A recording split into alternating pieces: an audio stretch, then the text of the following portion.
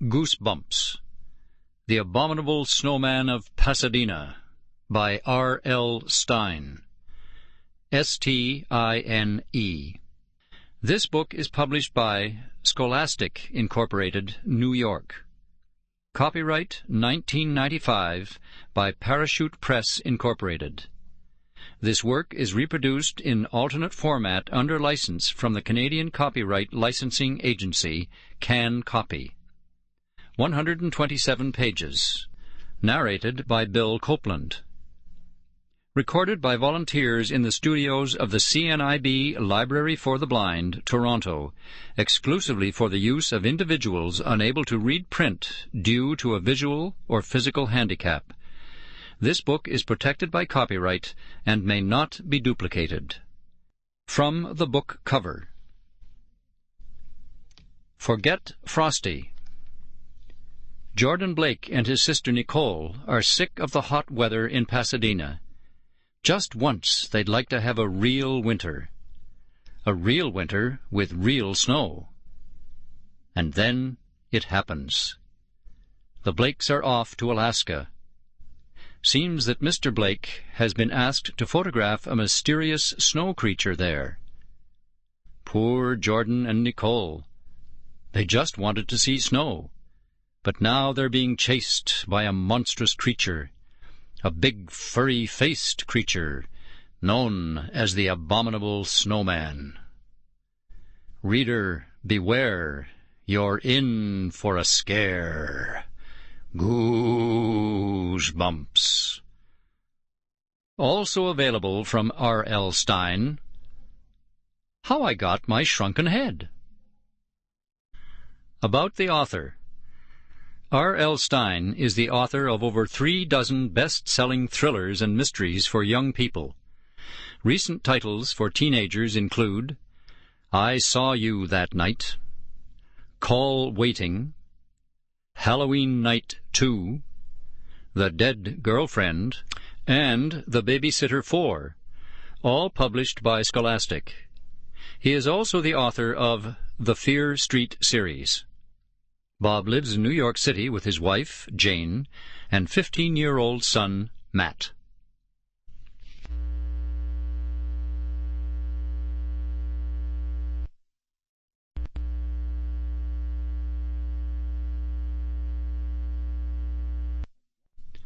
Chapter 1. All my life I've wanted to see snow. My name is Jordan Blake. My life has been 12 years of sun, sand, and chlorine. I'd never felt cold, ever, unless you count air-conditioned supermarkets, and I don't. It doesn't snow in the supermarket. I'd never felt cold, that is, until the adventure. Some people think I'm a lucky guy to live in Pasadena, California, where it's always sunny and warm. It's okay, I guess. But if you've never seen snow, it seems like something out of a science fiction movie. Fluffy white frozen water that falls out of the sky. It piles up on the ground, and you can make forts and snowmen and snowballs out of it. You have to admit it sounds weird. One day my wish came true. I got to see snow at last. And it turned out to be weirder than I thought. Way weirder. Pay attention, kids. This is going to be cool. Dad's face glowed under the red darkroom light. My sister Nicole and I watched him developing film. With a pair of tongs, he dipped a sheet of special paper in a chemical bath. I've watched Dad develop film all my life. He's a professional photographer. But I'd never seen him so excited about photos before, and that's saying a lot. Dad takes nature photos. Well, actually, he takes pictures of everything. He never stops taking pictures. My mum says that once when I was a baby, I saw Dad and screamed. I didn't recognize him without a camera in front of his face. I used to think he had a zoom lens for a nose. Our house is filled with embarrassing pictures of me. Me as a baby in baggy diapers, me with food all over my face, me crying after scraping my knee, me hitting my sister.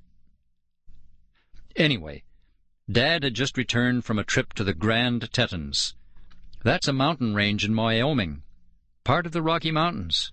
He was all worked up about the pictures he took there. "I wish you kids had seen those bears," Dad said. "A whole family of them. The cubs reminded me of you two, always teasing each other." Teasing? Ha! Dad thinks Nicole and I tease each other. That's putting it mildly. Nicole, Miss Know-It-All, drives me crazy. Sometimes I wish she'd never been born. I've made it my mission to make her feel the same way. I mean, I try to make her wish she'd never been born. "You should have taken us with you to the Grand Tetons, Dad," I complained. "It's very cold in Wyoming this time of year," Nicole said. "How do you know, brainiac?" I jabbed her in the ribs. "You've never been to Wyoming." "I read up on it while Dad was away," she explained. "Of course, there's a picture book about it in the library if you want to know more, Jordan. It's just right for you. It's for first graders." I couldn't think of anything to say back. That's my problem. I'm too slow with the comebacks. So I jabbed her again. "Hey, hey," Dad murmured. "No jabbing. I'm working here." Dumb Nicole. Not that she's dumb. She's really smart. But in a dumb way. That's my opinion. She's so smart she skipped 5th grade and landed in my class. She's a year younger than I am, and she's in my class. And she gets straight A's. Dad's pictures floated in the chemical bath, slowly becoming clear. "Did it snow in the mountains while you were there, Dad?" I asked. "Sure it snowed," Dad replied. He was concentrating on his work. "Did you go skiing?" I asked. Dad shook his head. I was too busy working. "How about ice skating?" Nicole asked. Nicole acts as if she knows everything. But like me, she'd never seen snow either. We'd never left Southern California, and you could tell by looking at us. We're both tan all year round. Nicole's hair is greenish-blonde from the chlorine in the community pool, and mine is brown with blonde streaks. We're on the school swim team. "I'll bet it's snowing at Mum's house right now," Nicole said. "Could be," Dad replied. "Mum and Dad are divorced. Mum just moved to Pennsylvania. We're going to spend the summer with her. But we stayed in California with Dad to finish out the school year." Mum sent us some pictures of her new house. It was covered with snow. I stared at the pictures, trying to imagine the cold. "I wish we stayed at Mum's house while you were gone," I said. "Jordan, we've been over this." Dad sounded a little impatient. "You can visit your mother when she's settled. She hasn't even bought furniture yet. Where would you sleep?" "I'd rather sleep on a bare floor than listen to Mrs. Wichens snoring on the couch," I grumbled. Mrs. Wichens stayed with Nicole and me while Dad was away. She was a nightmare. Every morning we had to clean our rooms. She actually inspected them for dust. Every single night she served us liver, Brussels sprouts, and fish head soup with a tall glass of soy milk. "Her name's not Wichens," Nicole corrected me. "It's Hitchens." "I know that, Sicole," I retorted. Under the red light in the dark room, the photos grew clearer. I heard excitement in Dad's voice. "If these shots come out well, I can publish them in a book," he said. "I will call it The Brown Bears of Wyoming, by Garrison Blake. Yes, that has a nice ring to it." He stopped to pull a photo out of the liquid. It dripped as he stared at it. "That's weird," he murmured. "What's weird?" Nicole asked. He set the picture down without saying anything. Nicole and I glanced at it. "Dad," Nicole said, "I hate to break it to you, but that looks like a teddy bear." It was a picture of a teddy bear. A stuffed brown toy bear with a lopsided grin, sitting in the grass. Not the kind of creature you usually find in the Grand Tetons. There must be some mistake, Dad said. Wait until the rest of the photos develop. You'll see. They're amazing. He pulled up another picture. He studied it. Huh? I grabbed the photo. Another teddy bear. Dad picked up a third picture, then a fourth. He moved faster and faster. More teddy bears, he cried. He was frantic. Even in the darkroom I could see the panic on his face. What's going on? He shouted. Where are the pictures I took?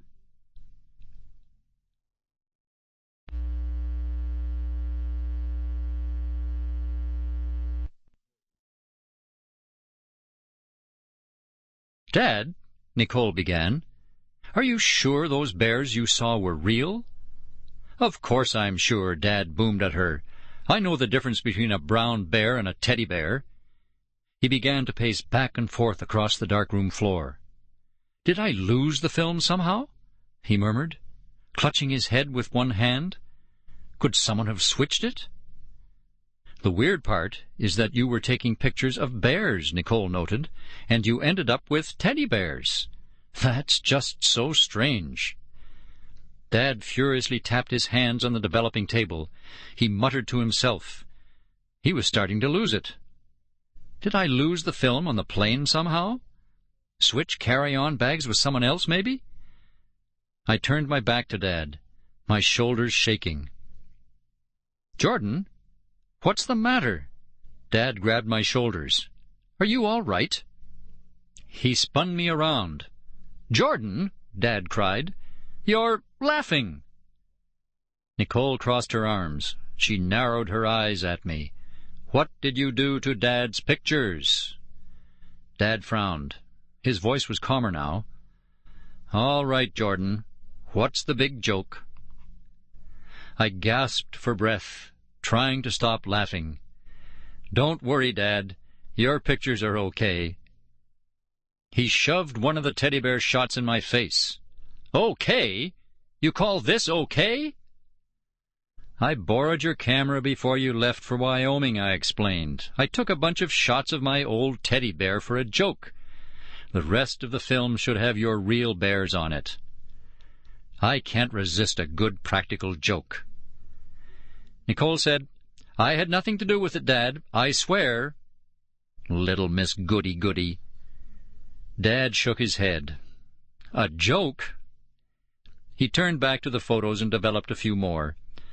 The next shot showed a real bear cub fishing in a stream. Dad laughed.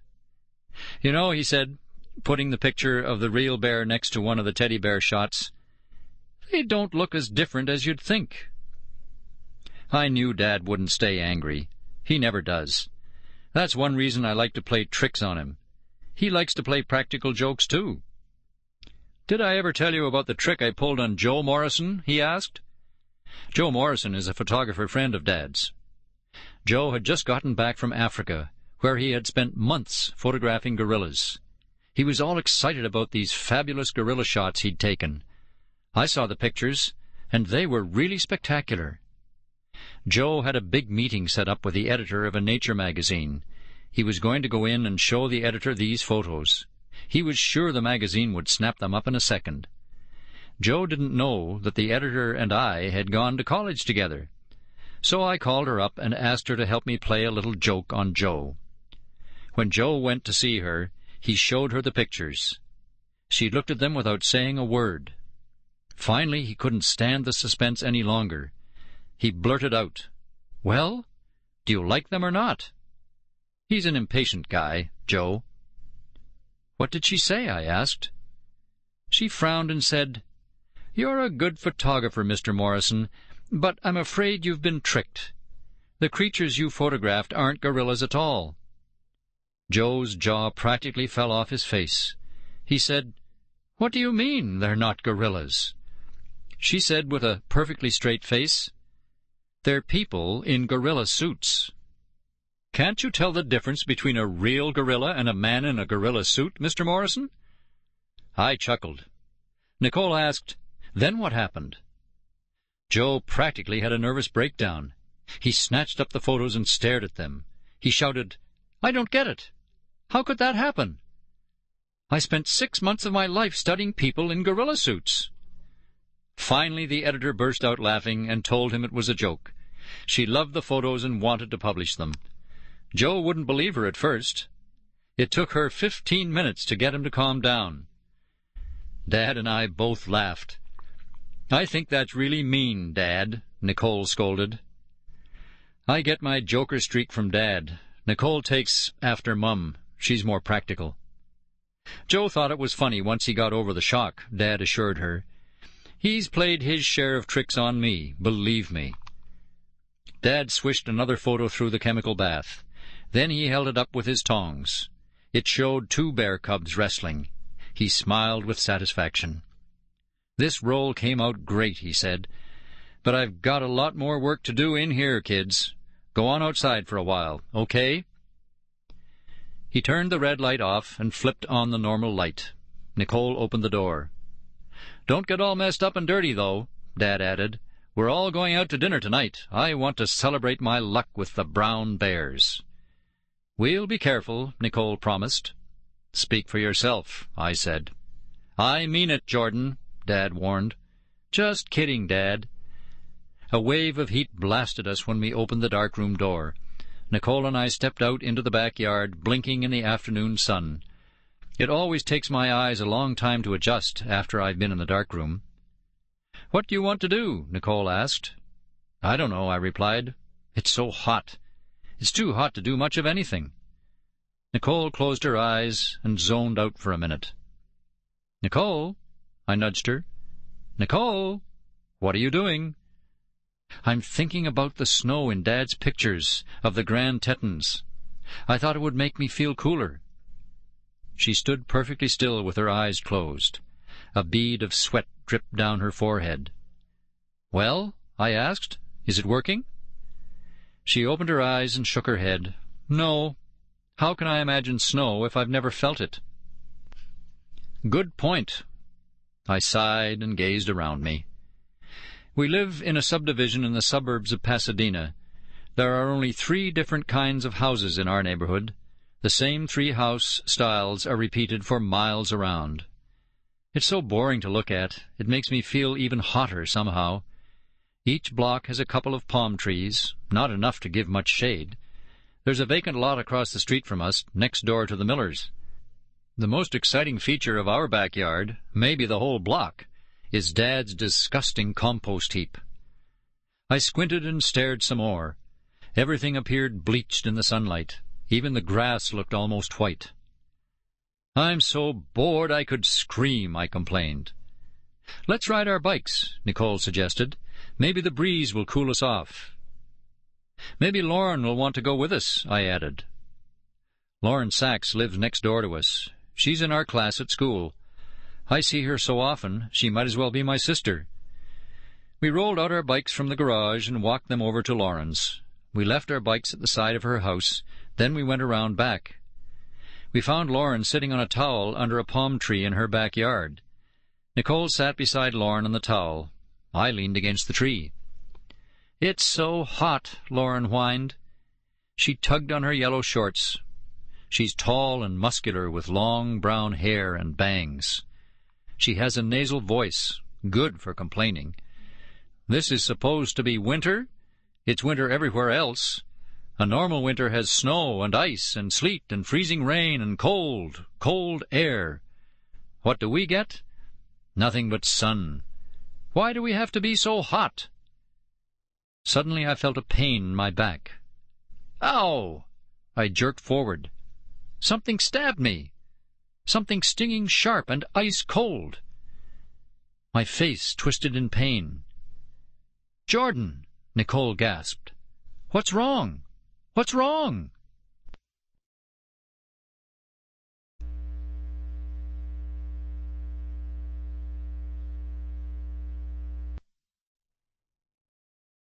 Chapter 3.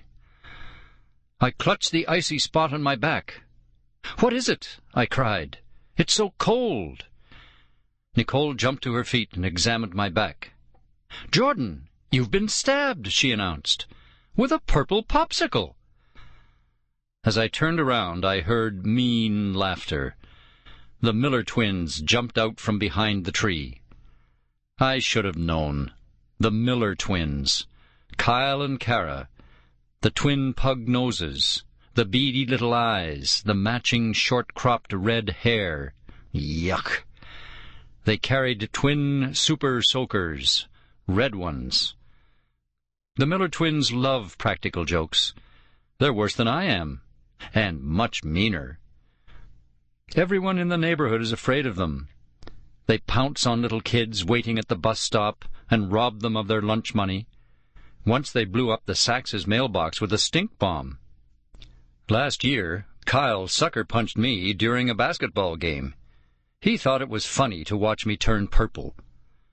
The Millers like to pick on me more than anyone, for some reason. Kara is just as scary as her brother Kyle. I hate to admit it, but Kara can take me out with one punch. I know that for a fact. She gave me a black eye last summer.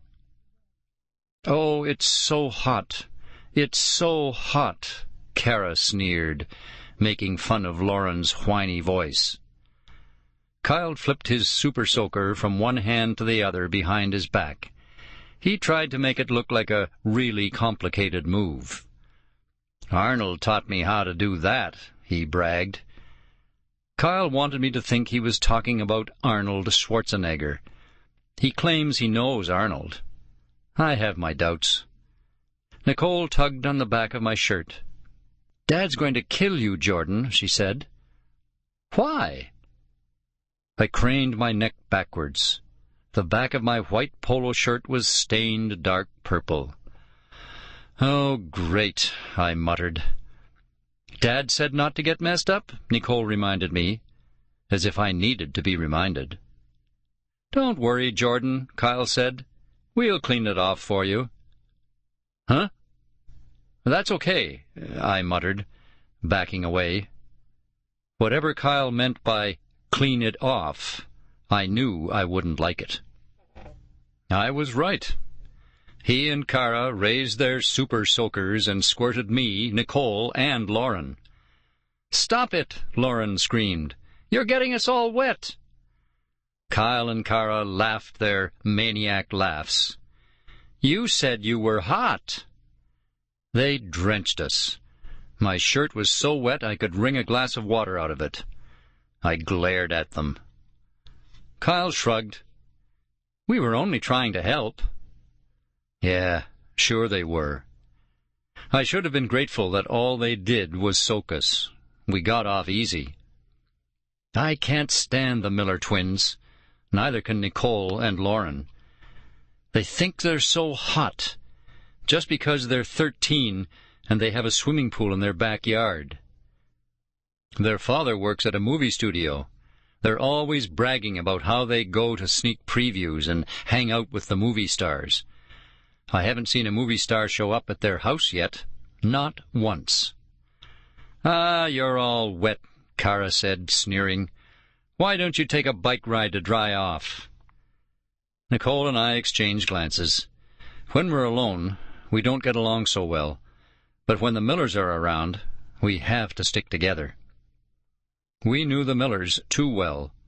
They wouldn't mention our bikes without a reason. A bad reason. "What did you do to our bikes?" Nicole demanded.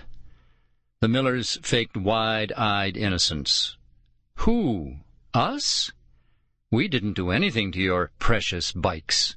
Go see for yourself."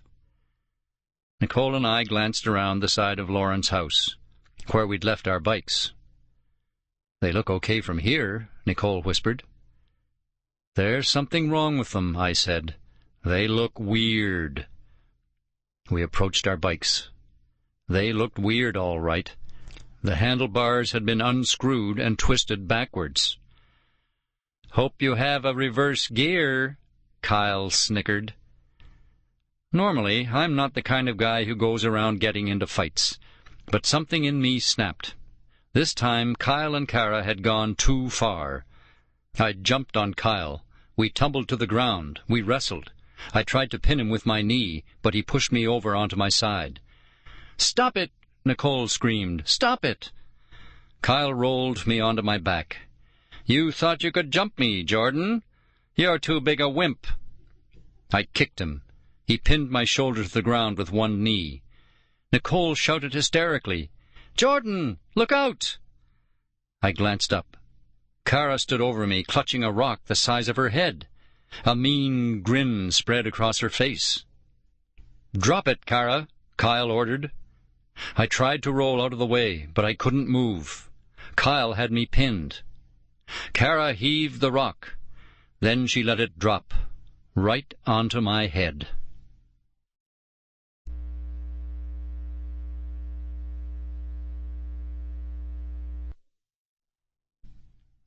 Chapter 4.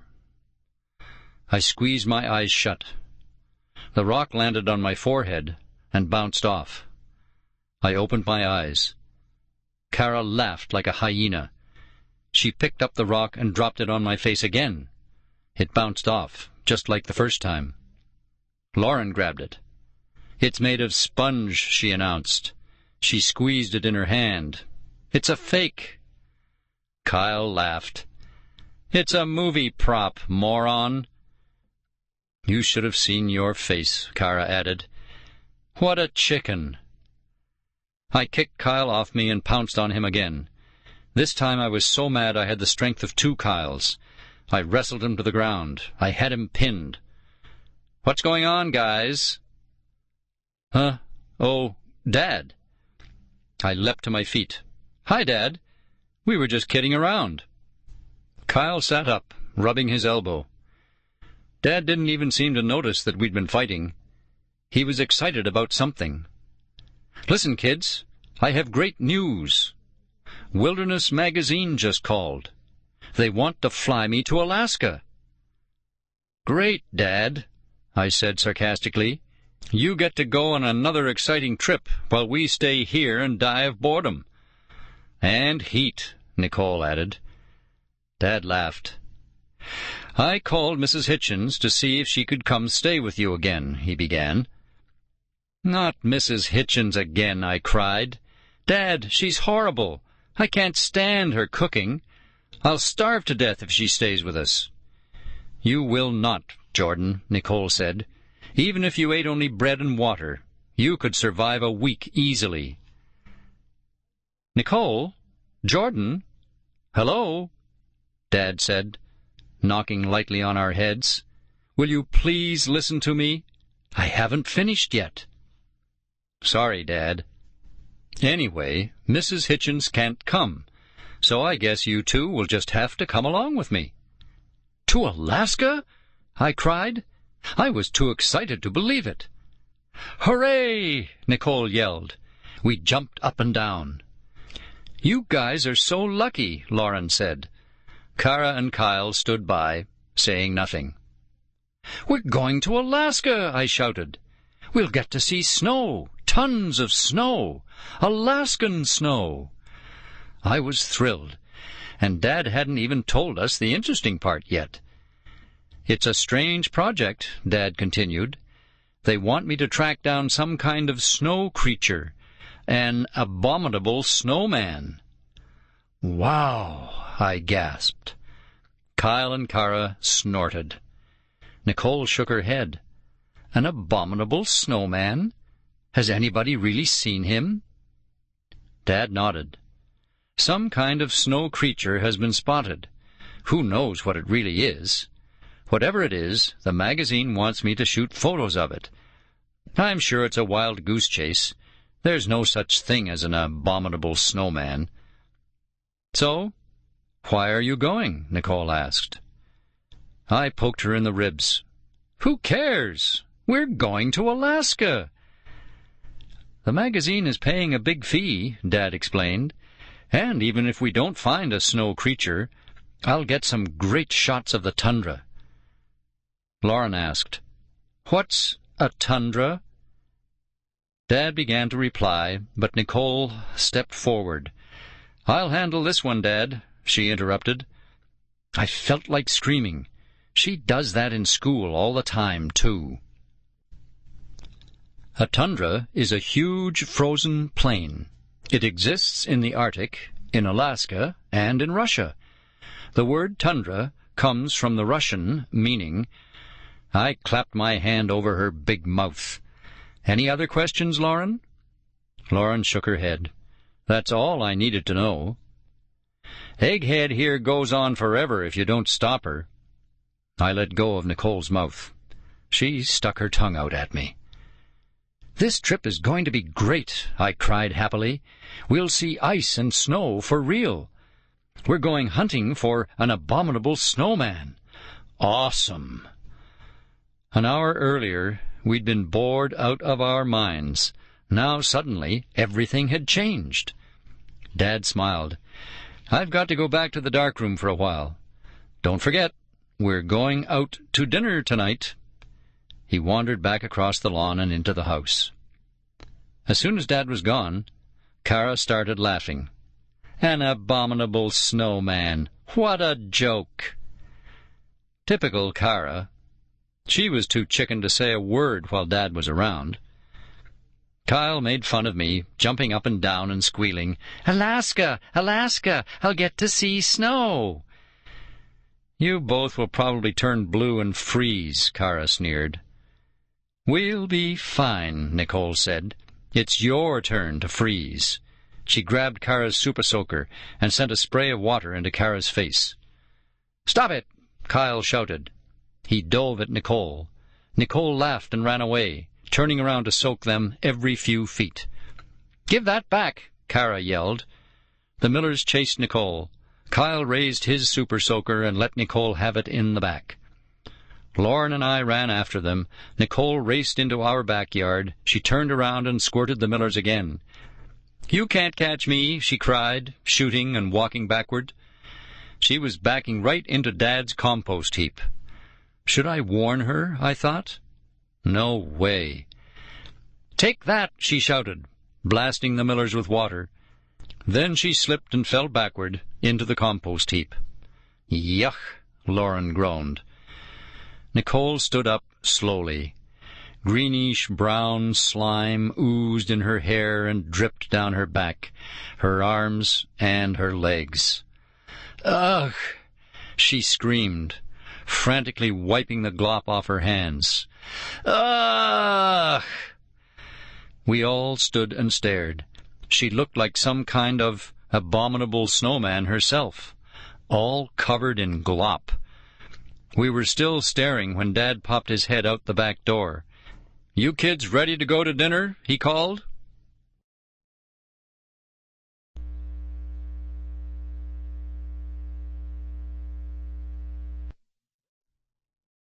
Chapter 5. There it is, Dad shouted over the roar of the small plane's engine. Ickneck. That's the airstrip.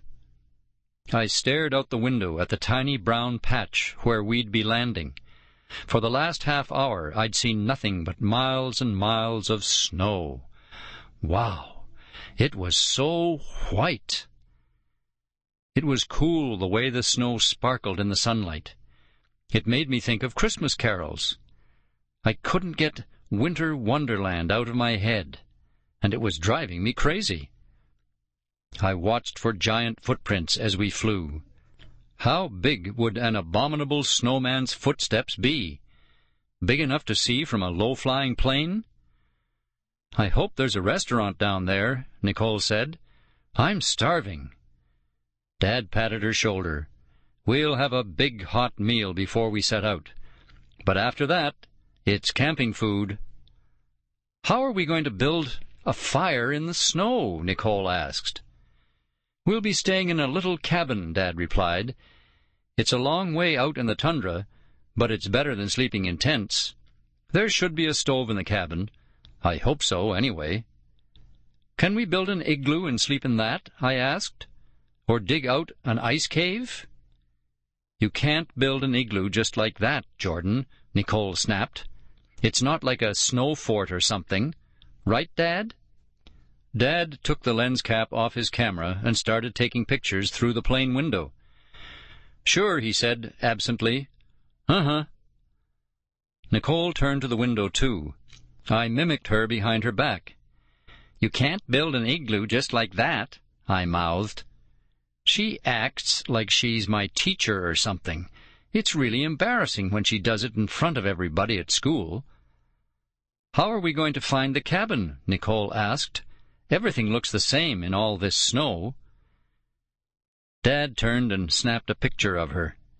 Did you say something, Nicole? I was wondering how we're going to find the cabin, Nicole repeated. Do you know how to use a compass, Dad?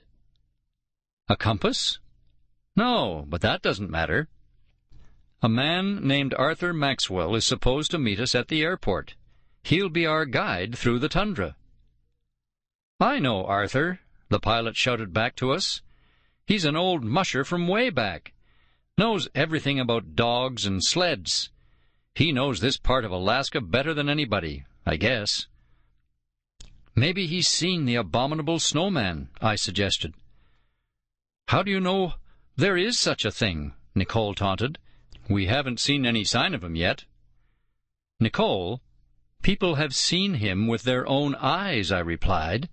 And if there's no such thing, what are we doing here? Some people say they've seen him, Nicole said. Or maybe they think they've seen one. I won't believe it until I get more facts. The plane circled the small town. I played with the zipper on my new Arctic jacket. I'd been hungry a few minutes earlier, but now I was too excited to think about food. There really is an abominable snowman down there, I thought. I know there is. I felt a chill, despite a blast of hot air from the plane's heater. What if we find him? What will happen then? What will happen if the abominable snowman doesn't like to be photographed? The plane flew very low now, getting ready to land. We touched down with a bump and taxied along the runway. The plane lurched as the pilot put on the brakes. Something big loomed at the end of the runway. Something huge, white, and monstrous. "Dad, look!" I cried. "I see him! The Abominable Snowman!"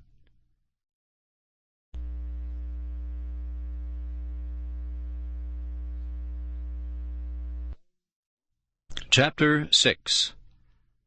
The plane squealed to a stop right in front of the big monster. Dad, Nicole, and the pilot all laughed at me.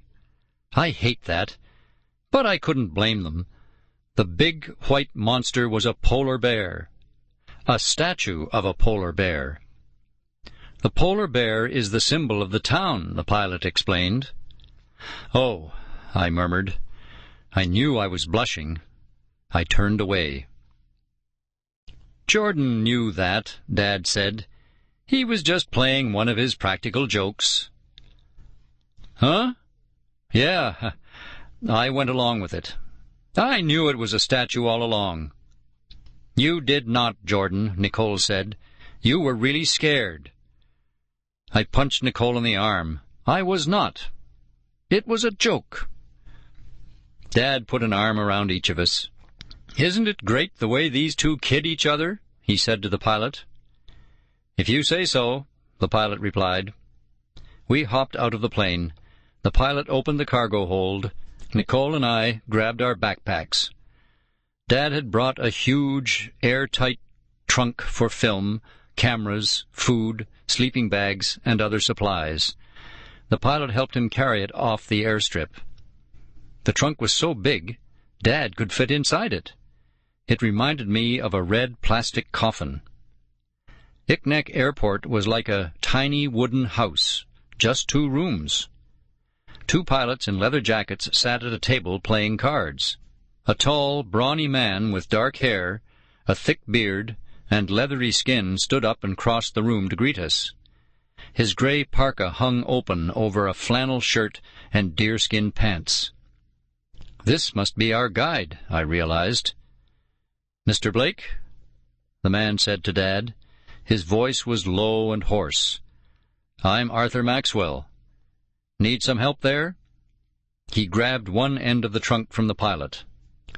"This is an awfully big trunk you brought," Arthur added. "Do you really need all this stuff?" Dad reddened. I've got a lot of cameras, tripods, and things. Well, maybe I overpacked. Arthur frowned at me and Nicole. I'd say so. Call me Gary, Dad said. These are my kids, Jordan and Nicole. He nodded toward us. Nicole said hi, and I added, Nice to meet you. I can be polite when I have to be. Arthur stared at us. Then he grunted.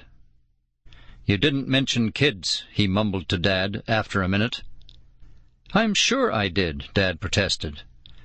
I don't remember it, Arthur replied, frowning. Everyone was silent. We pushed through the airport door and started down the muddy road. I'm hungry, I said. Let's go into town and get some food. How far is it to town, Arthur? Dad asked. How far? Arthur echoed. You're looking at it. I stared round in surprise. There was only one road. It began at the airport and ended in a pile of snow about 2 blocks away. A few wooden buildings were sprinkled along it. This is it? I cried. It's not Pasadena, Arthur grumbled, but we call it home. He led us down the muddy road to a diner called Betty's. I guess you're hungry, he grumbled. Might as well eat a hot meal before we set out. We settled into a booth by a window. Nicole and I ordered hamburgers, French fries, and Cokes. Dad and Arthur ordered coffee and beef stew. I've got a sled and 4 dogs ready to go, Arthur announced. The dogs can pull this trunk of yours and the other supplies. We'll walk beside the sled. That sounds fine, Dad said. Whoa, I protested. We're walking? How far? 10 miles or so, Arthur replied. 10 miles? I'd never walked that far before. Why do we have to walk? Why can't we take a helicopter or something? Because I want to take photos along the way, Jordan, Dad explained.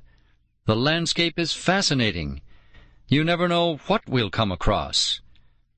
Maybe we'll come across the Abominable Snowman, I thought. That would be cool. Our food arrived. We all ate in silence. Arthur wouldn't look me in the eye. He wouldn't look any of us in the eye. He stared out the window while he ate. Outside in the street, a jeep drove by. Have you ever seen this snow creature we're looking for? Dad asked Arthur. Arthur speared a piece of meat with his fork and popped it into his mouth. He chewed. He chewed some more. Dad, Nicole, and I all watched him, waiting for his answer. Finally he swallowed. Never seen it, he said. Heard about it, though. Lots of stories. I waited to hear one of the stories, but Arthur kept on eating. I couldn't stand waiting any longer. What kind of stories? He swabbed at some gravy with his bread. He stuffed it into his mouth, chewed, swallowed. A couple of people in town, he said. They've seen the monster. Where? Dad asked. Out by the big snow ridge, Arthur said, beyond the musher's cabin, where we're staying. What does he look like? I asked. They say he's big, Arthur said. Big and covered with brown fur. You might think he's a bear, but he's not. He walks on 2 feet like a man. I shuddered. The Abominable Snowman sounded a lot like a vicious cave monster I saw in a horror movie once. Arthur shook his head. Personally, I hope we never find him. Dad's jaw dropped. But that's what we're here for. It's my job to find him, if he exists. He exists all right, Arthur declared. Friend of mine. Another musher. He was out in a blizzard one day, ran smack into the snow monster. What happened? I asked. You don't want to know. Arthur stuffed more bread into his mouth. We certainly do want to know, Dad persisted. Arthur stroked his beard. The monster picked up one of the dogs and made off with him. My friend chased after him, trying to get the dog back. Never found him. But he could hear the dog whining. Pitiful howls. Whatever happened to that dog? It sounded pretty bad. He's probably a carnivore, Nicole said. A meat-eater. Most animals around here are. There's so little vegetation. I jabbed Nicole. I want to hear about the snowman, not your stupid nature facts. Arthur flashed Nicole an annoyed glance. I figured he was thinking, what planet is she from? That's what I'm usually thinking anyway. He cleared his throat and continued. My friend came back to town. He and another guy went out to try and capture the snow monster. Darn foolish, if you ask me. What happened to them? I asked. Don't know, Arthur said. They never came back. Huh? I gaped at the big guide. I swallowed hard. Excuse me? Did you say they never came back? Arthur nodded solemnly. They never came back.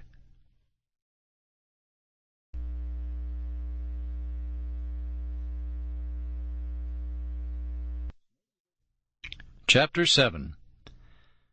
Maybe they got lost in the tundra, Dad suggested. Doubt it, Arthur said.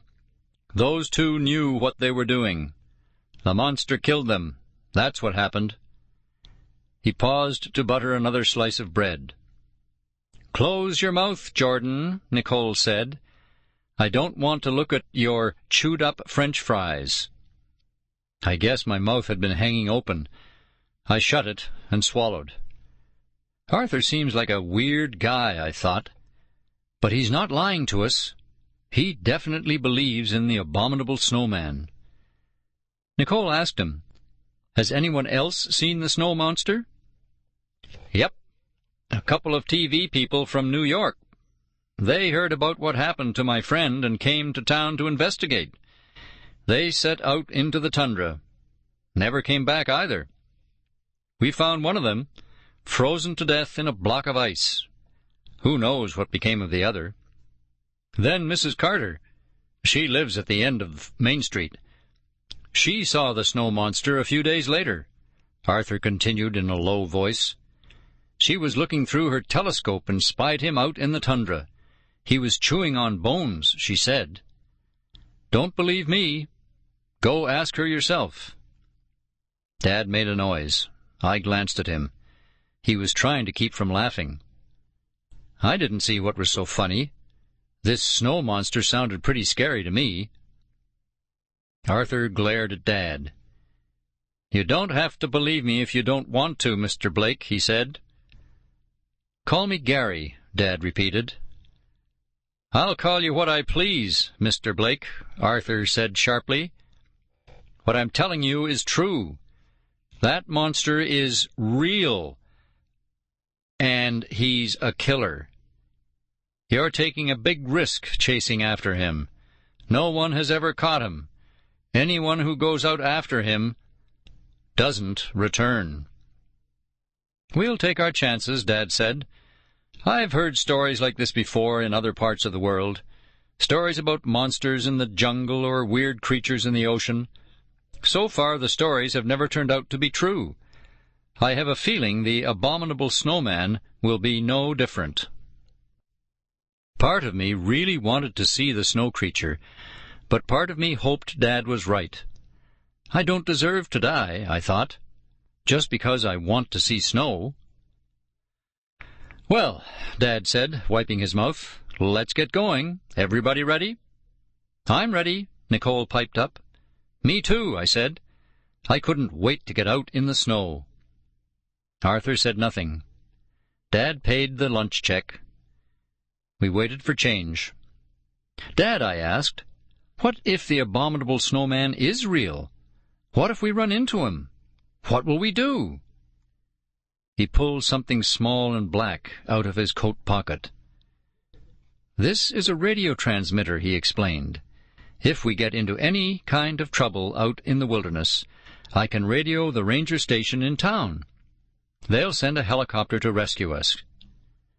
"What kind of trouble, Dad?" Nicole asked. "I'm sure there won't be any trouble," Dad assured her. "But it's good to be prepared for emergencies. Right, Arthur?" Arthur smacked his lips and cleared his throat, but he didn't reply. I figured he was angry because Dad didn't believe his stories about the snow monster. Dad returned the radio transmitter to his coat pocket. He left a tip for the waitress. Then we spilled outside into the cold Alaskan air, ready to head out for the frozen tundra.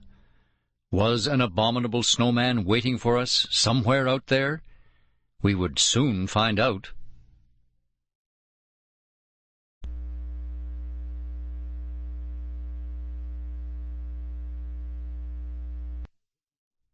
Chapter 8. Smack!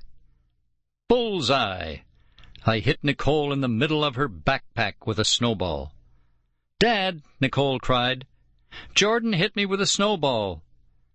Dad had his camera in front of his face, clicking away as usual. "Good for you, Nicole," he said, absently. Nicole rolled her eyes. Then she ripped off my ski cap. She stuffed it with snow and smushed it on top of my head. Snow trickled down my face. The cold burned my skin. At first I thought snow was cool.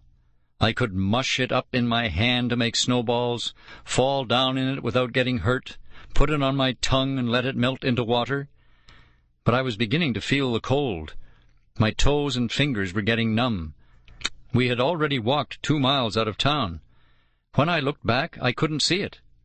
I could only see snow and sky. Only 8 more miles to the cabin, I thought, wiggling my fingers inside my mittens. 8 more miles. It was going to take forever, and all around us, nothing but snow, miles and miles of it. Dad and Arthur trudged beside the dog sled. Arthur had brought along 4 Alaskan huskies. Binko, Rocky, Tintin, and Nicole's favorite, Lars. They pulled Dad's big trunk and the other supplies on a long, narrow sled. Nicole and I each carried a backpack filled with emergency food and other supplies, just in case, Dad said. In case of what? I wondered. In case we get lost? In case the dogs run away with the sled? In case the abominable snowman captures us?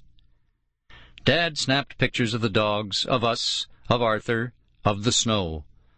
Nicole threw herself backwards into a snowdrift. "Look! An angel!" she cried, waving her arms up and down. She jumped up, and we checked out the snow angel. "Cool," I admitted. I lay on my back to make one, too. When Nicole came closer to inspect it, I whopped her with a snowball. "Hey!" she cried. "I'm going to get you for that."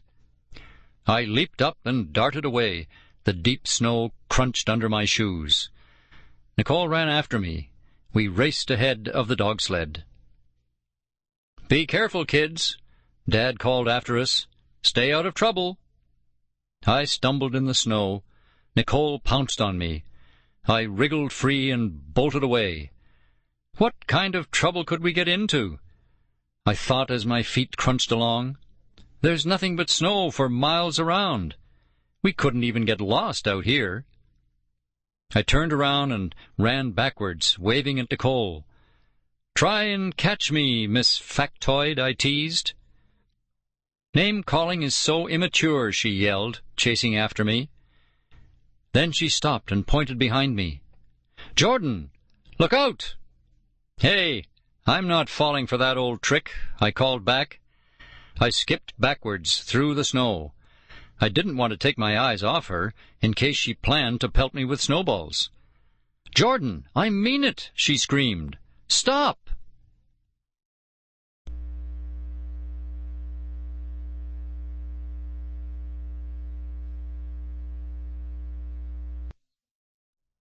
Chapter 9. Thud! I landed hard on my back in a pile of snow. "Ugh!" I grunted, stunned. I struggled to catch my breath. Then I stared around me. I had fallen down some kind of deep crevasse. I sat shivering in the pile of snow, surrounded by narrow cliffs of bluish ice and rock. I stood and looked up. The opening of the crevasse was at least 20 feet above me. Frantically I clutched at the icy walls. I grabbed onto a jutting rock and fumbled for a foothold, hoping to climb out. I hoisted myself up a couple of feet. Then my hand slipped and I slid back to the bottom. I tried again. The ice was too slick. How would I ever get out of here? Where were Dad and Nicole? I tried to warm my cheeks with my mittens. Why don't they come to get me? I'm going to freeze down here. Nicole's face appeared at the top of the crevasse. I'd never been so happy to see her in my life. "Jordan, are you all right?" "Get me out of here," I shouted. "Don't worry," Nicole assured me. "Dad's coming." I leaned against the pit wall. The sunlight didn't reach the bottom. My toes felt ready to break off. They were so cold.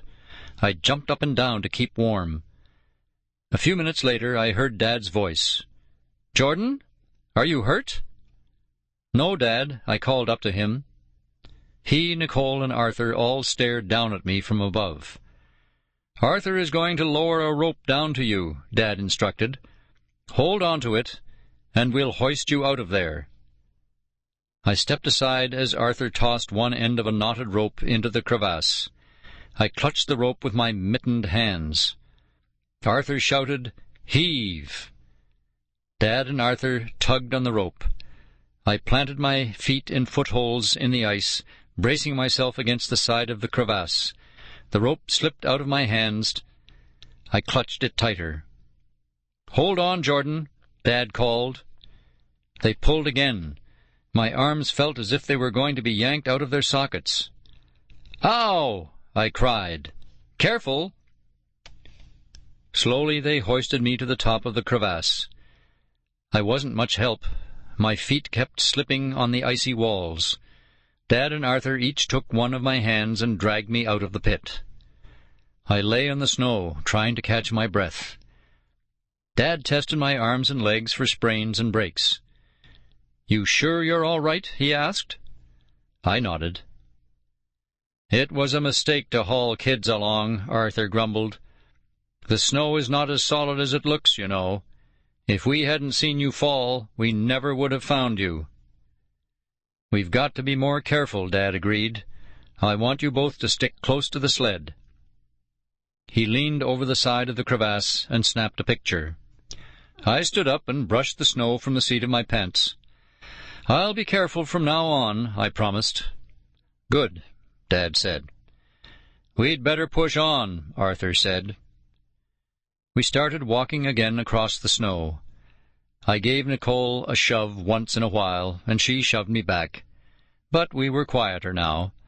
Neither of us wanted to end up frozen to death at the bottom of a snow hole. Dad snapped away as we walked. "How much farther to the cabin?" he asked Arthur. "Another couple of miles," Arthur replied. He pointed to a steep mountain of snow in the distance. "See that snow rise, about 10 miles off? That's where the monster was last spotted."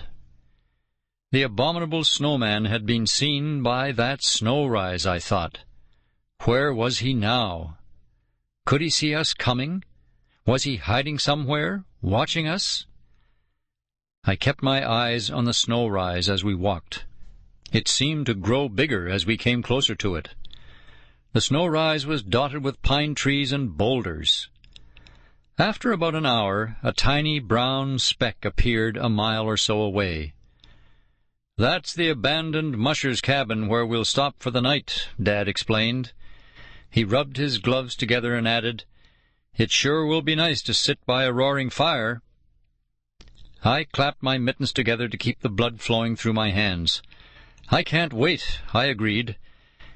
"It must be minus 2,000 degrees out here." "Actually, it's about minus 10, Nicole stated.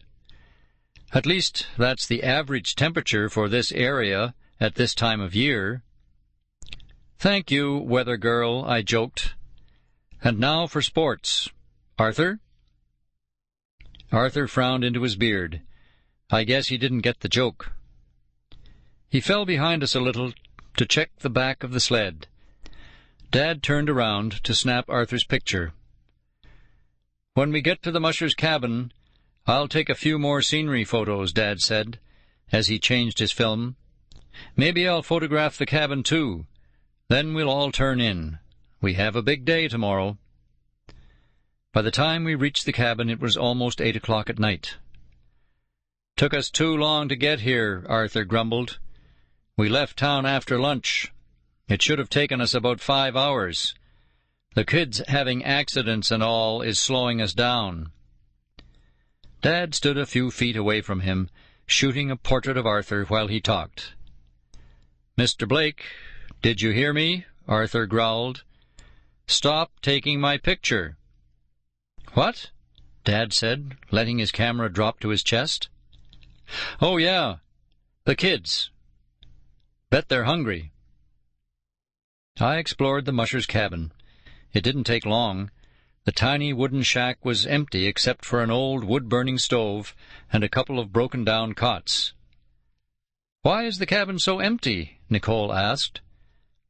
"Mushers don't stop here anymore," Arthur explained. "They're afraid of the monster." I didn't like the sound of that. I glanced at Nicole. She rolled her eyes. Arthur bedded the dogs in a lean-to outside the cabin. The lean-to was a shed built against the back cabin wall. It was filled with straw for the dogs to sleep on. I spotted a rusty old dog sled propped in a corner. Then Arthur lit a fire and began to fix some supper. "Tomorrow we'll search for this so-called monster," Dad announced. "Everybody get a good night's sleep." After supper we crawled into our sleeping bags.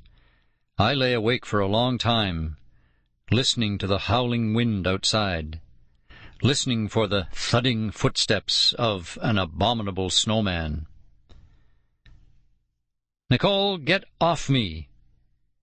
She rolled over in her sleeping bag and jabbed her elbow into my ribs. I knocked her arm away and snuggled deeper inside my own toasty-warm sleeping bag. Nicole opened her eyes. Bright morning sunshine streamed into the cabin.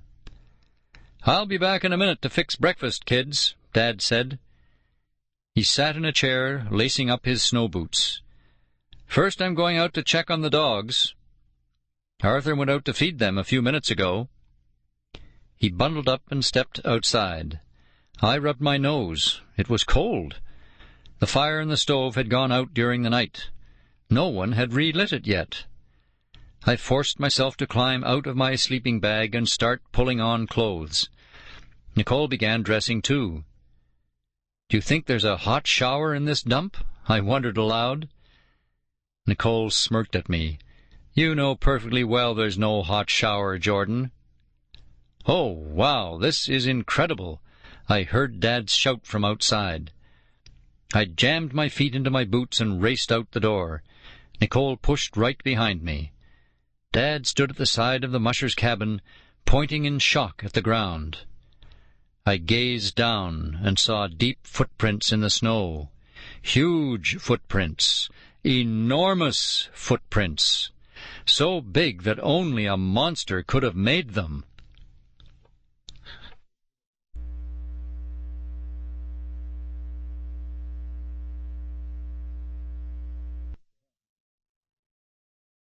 Chapter 10. "Unbelievable," Dad murmured, staring at the snow. Arthur hurried over from the lean-to. He stopped, and when he saw the prints, "No!" he cried. "He was here!" His ruddy face grew pale. His jaw trembled with terror. "We've got to get away from here, now," he said to Dad in a low, frightened voice. Dad tried to calm him down. "Hold on a minute. Let's not jump to conclusions." "We're in terrible danger," Arthur insisted. "The monster is nearby. He'll rip us all to shreds." Nicole knelt in the snow, studying the footprints.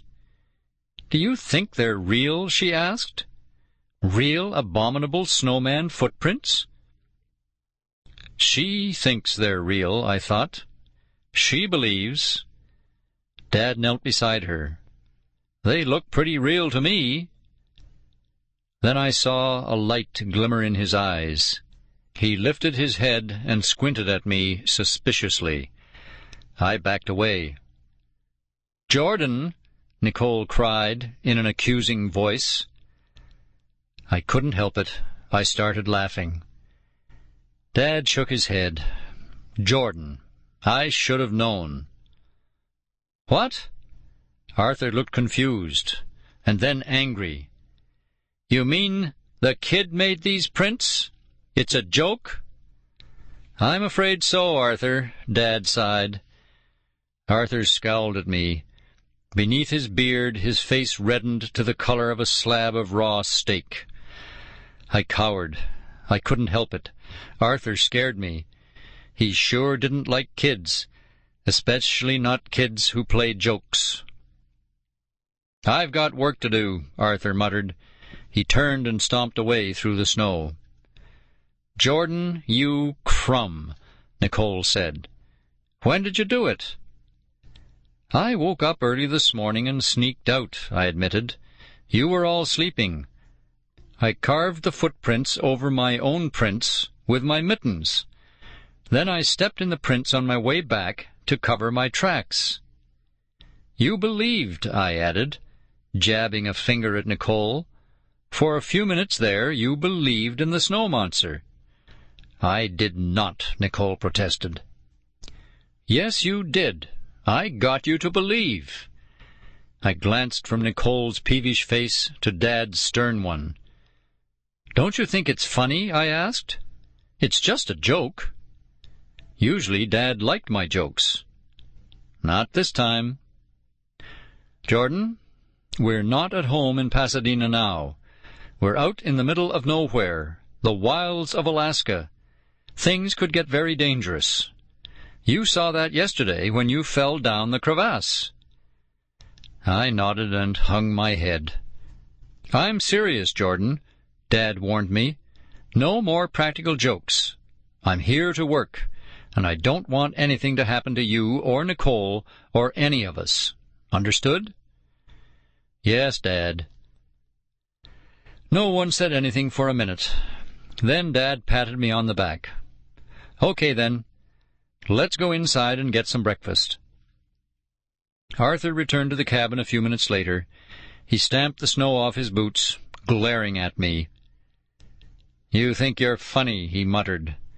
"But wait till you see the snowman. Will you be laughing then?" I swallowed hard. The answer to his question was no. Definitely no.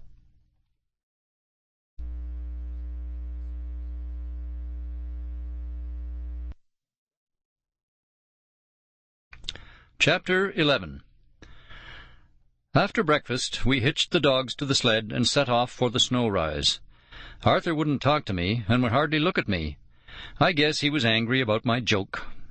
Everybody else has forgiven me, I thought. Why won't he? Nicole and I walked at the front of the sled with the dogs. Behind me I heard Dad's camera clicking furiously. I knew that meant he'd found something good to photograph. I turned around. A large herd of elk moved toward us, toward the snow rise. We stopped to watch them. "Look at them," Dad whispered. "Amazing!" He quickly loaded new film into his camera and started snapping away again. The elk calmly picked their way across the snow, antlers high. They stopped to eat at a stand of bushes. Arthur pulled back the rein on the lead sled dog to keep him from barking. Suddenly, one elk lifted its head. It seemed to scent something. The other elk tensed up, too. Then they turned and began to gallop away across the tundra. Their hooves thundered over the snow. Dad let his camera fall against his chest. "That's strange," he said. "I wonder what happened." "Something scared them," Arthur said grimly. "It wasn't us, and it wasn't the dogs." Dad scanned the horizon. What was it, then? We all waited for Arthur's answer, but he only said, We ought to turn around and head back to town right now." "We're not going back," Dad insisted. "Not after coming all this way." Arthur stared at him. "Are you going to take my advice or not?" "No," Dad replied. "I've got a job to do here, and I've hired you to do a job. We're not going back without a good reason." "We've got a good reason," Arthur insisted. "Only you won't see it that way." "Push ahead," Dad ordered. Arthur frowned and shouted "mush" to the dogs. The sled began to move. We followed it on toward the snow rise. Nicole walked a few feet ahead of me. I picked up a pile of snow and patted it into a ball. But then I thought I'd better not throw it. No one seemed to be in the mood for snowball fights. We marched through the snow for a couple of hours.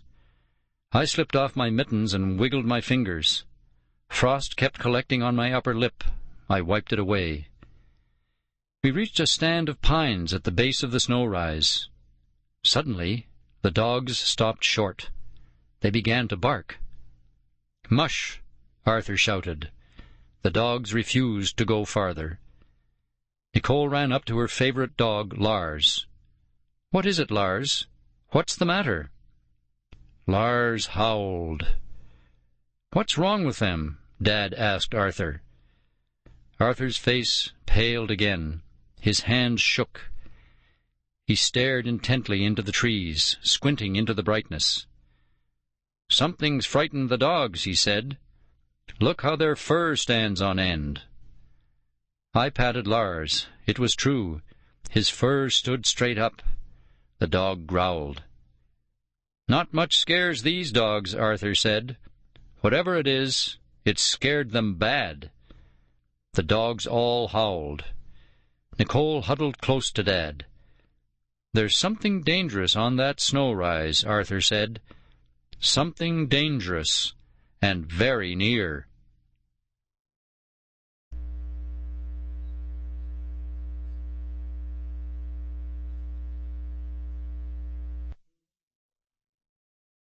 Chapter 12. "I'm warning you, Mr. Blake," Arthur said. "We've got to go back." "No way," Dad protested. "We're not going back. I mean it." The dogs barked and skittered nervously. Arthur shook his head. "I won't go any farther. The dogs won't either." Dad shouted "mush" to the dogs. They howled and started backing up. "Mush!" he cried again. Instead of going forward, the dogs tried to turn around in the snow. "You're upsetting them," Arthur said. "They won't go any farther. I told you that." "If we turn around now," Arthur added, "we can make it back to the cabin before it gets too late." "What are we going to do, Dad?" I asked. Dad frowned. "Maybe Arthur's right. Something is definitely frightening the dogs. There could be a bear or something nearby." "Not a bear, Mr. Blake," Arthur insisted. "These dogs are spooked, and so am I." He marched away across the snow, heading back toward the musher's cabin. "Arthur," Dad called, "come back here." Arthur didn't turn around. He didn't say a word. He just kept walking. He must be really scared, I thought, and that sent a chill of fear down my back. Still barking excitedly, the dogs pulled the sled around and started following Arthur. Dad peered into the woods. "I wish I could see what's out there." "Let's go check it out," I urged. "Whatever it is, it'll probably make a great photo." That usually gets Dad. He glanced back at Arthur, the dogs, and the sled, rushing toward the cabin. "No, it's too dangerous. We have no choice. Let's go, kids." We trudged back to the cabin. "Maybe I can persuade Arthur to push on tomorrow," Dad muttered. I didn't say anything, but I had a feeling it wouldn't be easy to get Arthur to climb that snow rise. And maybe Arthur was right, I thought. Those dogs really were scared. It was definitely creepy. Arthur was unhitching the dogs from the sled when we reached the cabin. The dogs had calmed down a lot. I yanked off my backpack and collapsed on top of my sleeping bag. "We might as well eat supper," Dad grumbled. I could tell he was in a terrible mood. "Jordan, why don't you and Nicole go gather some firewood? But be careful." "We will, Dad," Nicole promised.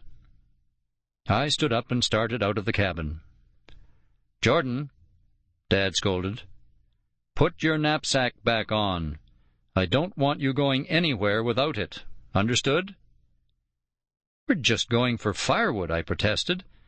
"I'm tired of carrying it. We'll only be gone for a few minutes. And anyway, Nicole is wearing hers." "No arguments," Dad snapped. "If you get lost, that food could keep you alive until we find you. You leave this cabin, you wear that backpack. Is that clear?" Boy, was he in a bad mood. "It's clear," I said, strapping on my pack. Nicole and I crunched across the snow to the nearest trees. They lined a snow ridge about half a mile away. We climbed the snow ridge. I made it to the top first. "Nicole, look!" On the other side of the snow ridge, I saw a frozen stream, the first water we'd seen since we'd set out. Nicole and I skittered down the ridge and stared into the icy stream. I tested the ice with my foot. "Don't step on it, Jordan," Nicole cried. "You might fall in." I tapped the ice with the tip of my boot. "It's solid," I told her. "Still," Nicole said, "don't take any chances. Dad will kill you if you have another accident." "I wonder if there are fish swimming under there," I said, staring into the ice.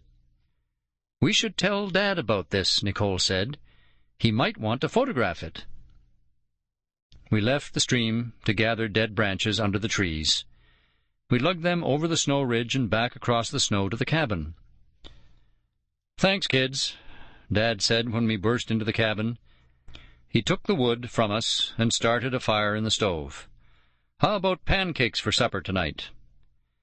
He's in a better mood now, I thought with relief.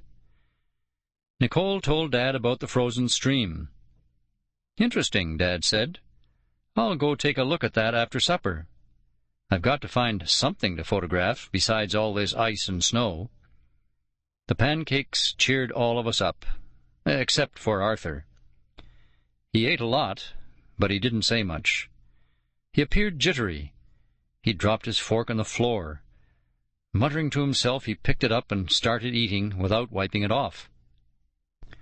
When supper was over, Nicole and I helped Dad clean up. We were gathering up the supplies when the dogs started to bark. I saw Arthur freeze. "What's that?" I cried. "What's upset the dogs?"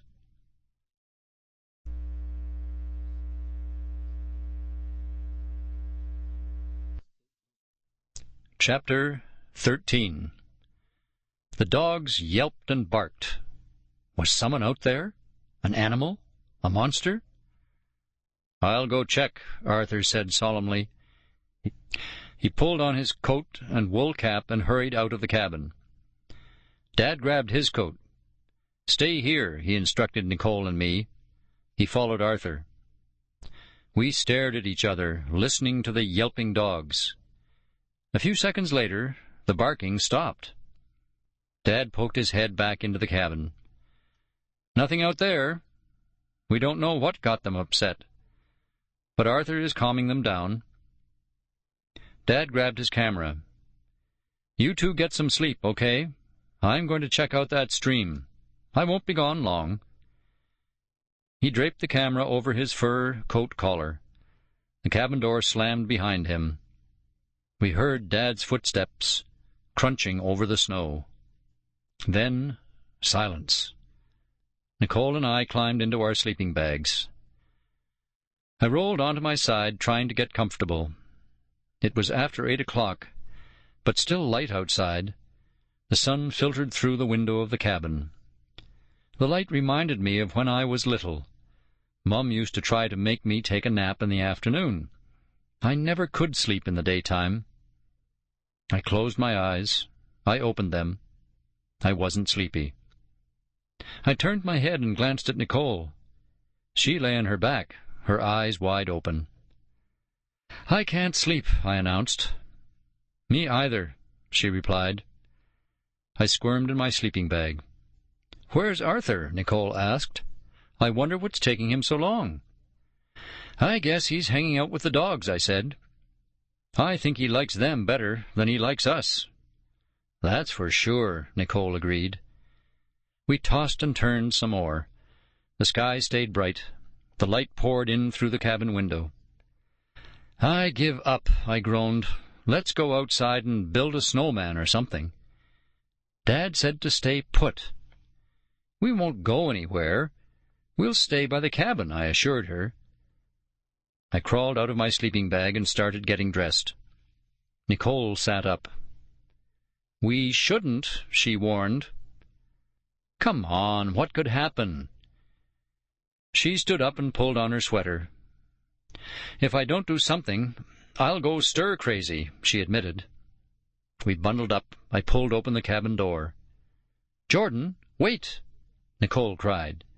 "You forgot your backpack." "We're just going out the door," I complained. "Come on, Dad said we have to.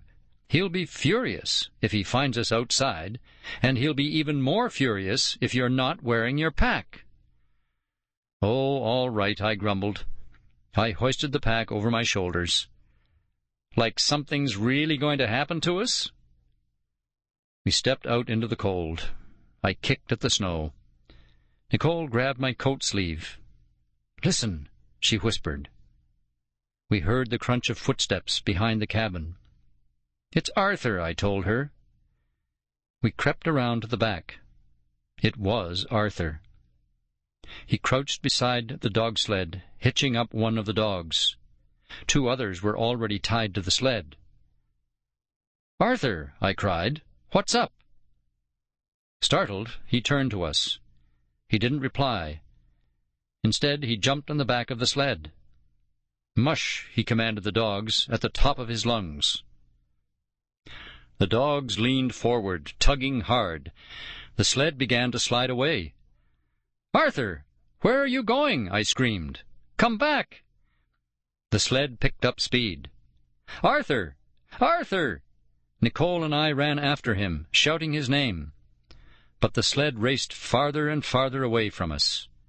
Arthur never turned back.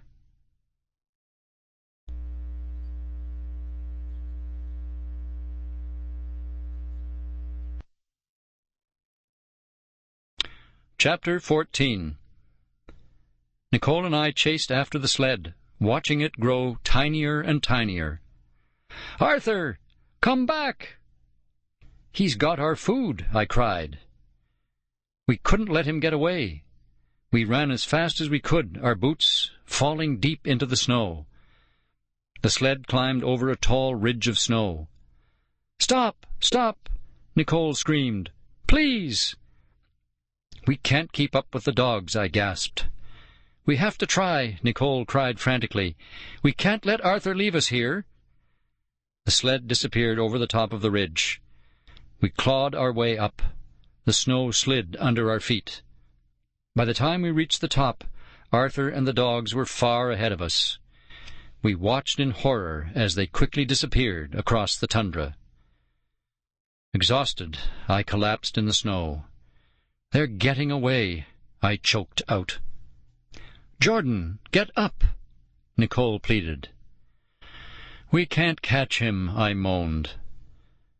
Then Nicole said in a small voice, "Where are we?" I stood up and gazed around. Snow, snow, snow. All around us. Nothing but snow. No landmarks. No sign of the cabin. Clouds had covered the sun. The wind picked up. Snow began to fall. I had no idea where we were. "Which way is the cabin?" I asked in a shrill voice. "Which way did we come?" We scanned the horizon through the falling snow. I didn't see the cabin anywhere. Nicole tugged on my arm. "The cabin is that way. Let's go." "No." The snow came down harder and faster, stinging my eyes. I shouted into the wind. "The cabin's the other way. That's not the way we came." "Look," Nicole yelled, pointing down. "Our tracks. We'll just follow them home." We started down the ridge, following the ruts we'd made in the snow. The wind howled, growing stronger. We followed our own footprints for a short while. It was so hard to see in the falling snow, all white and gray, the whole world, white and gray. Nicole peered at me through the thick curtain of snow. "I can hardly see you," she shouted. We crouched low, searching for our footprints. "They're gone," I cried. The snow had already covered them up. Nicole clutched my arm. "Jordan, I'm getting scared." I was getting scared too, but I didn't tell Nicole. "We'll find the cabin," I assured her. "Don't worry. I bet Dad's looking for us right now." I wished I believed it myself. The wind pelted us with hard, icy snow. I squinted into the wind. Nothing but white, white on white, white on gray. "Don't let go of me," I shouted to Nicole. "What?" "I said, don't let go of me. We could easily lose each other in the storm." She tightened her grip on my arm to show she understood. "I'm so cold," she shouted. "Let's run." We tried to run through the snow, stumbling against the wind. "Dad!" we called out. "Dad!" I had no idea where we were going, but I knew we had to go somewhere. "Look!" Nicole cried, pointing through the thick snow. "I think I see something." I stared as hard as I could, but I didn't see anything. Nicole pulled me along. "Come on," she shouted. We ran blindly. Suddenly, the ground gave way under our feet. Still holding on to Nicole, I felt myself being sucked down under the snow.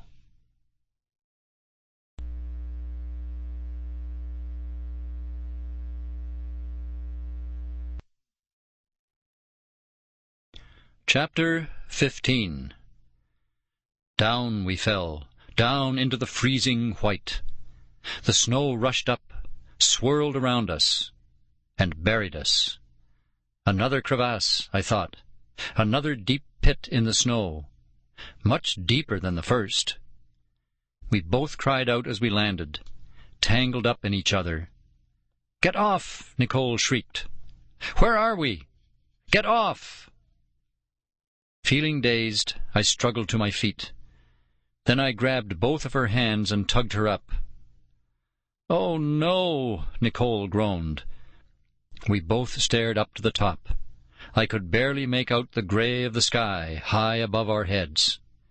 And all around us, high walls of snow, powdery snow that blew down on us. I peered up to the top of the pit. Chunks of snow broke off the icy walls. They made soft thuds as they landed beside us on the snowy pit floor. "We're trapped down here," Nicole wailed. "Dad will never find us. Never." I grabbed the shoulders of her coat. A chunk of snow fell off the pit wall and landed on top of my boots. "Try to stay calm," I told her, but my voice trembled as I said it. "Calm? How can I stay calm?" she demanded shrilly. "Dad will find us," I said. I wasn't sure I believed it. I swallowed hard, trying to fight down my panic. "Dad!" Nicole screamed. She cupped her hands around her mouth, raised her head toward the sky, and screamed at the top of her lungs. "Dad! Dad!" I clapped a mitten over her mouth. Too late. I heard a low rumbling. The rumbling became a roar as the snow walls began to crack and crumble. Crumbled down, down on us. Trembling in horror, I knew what was happening. Nicole had started an avalanche.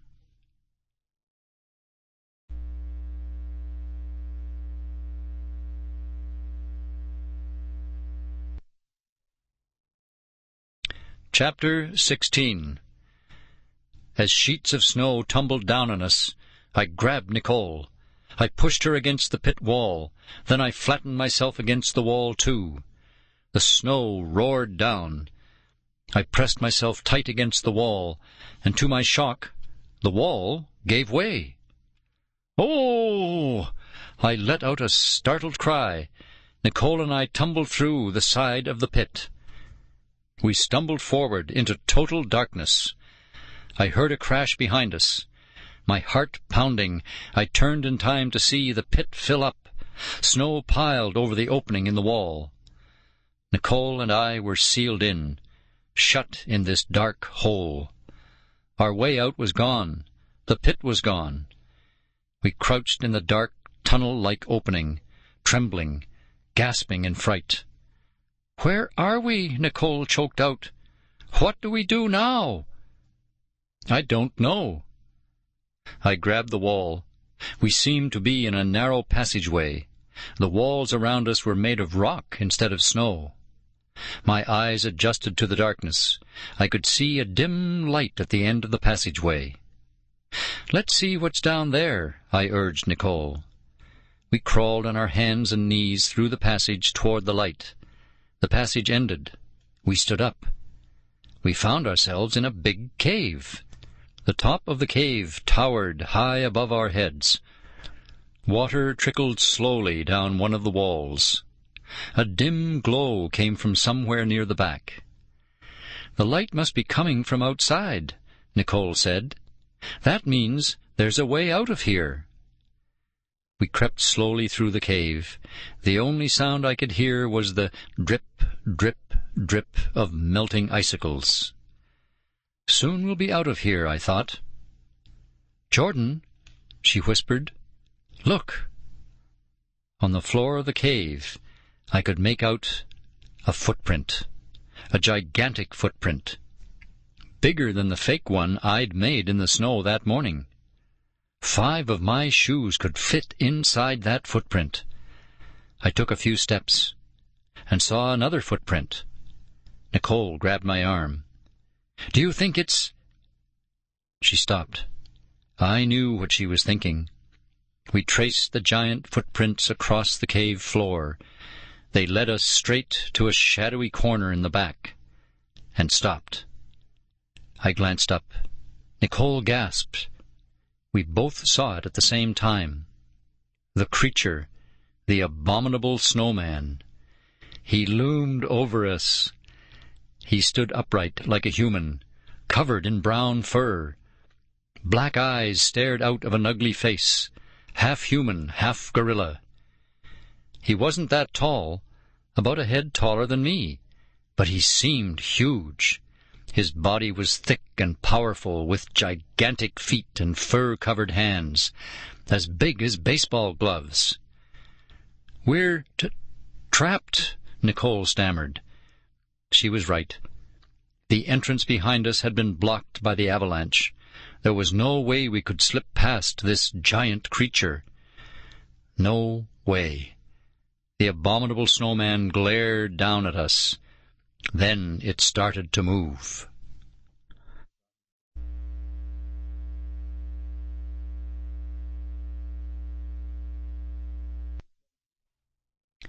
Chapter 17.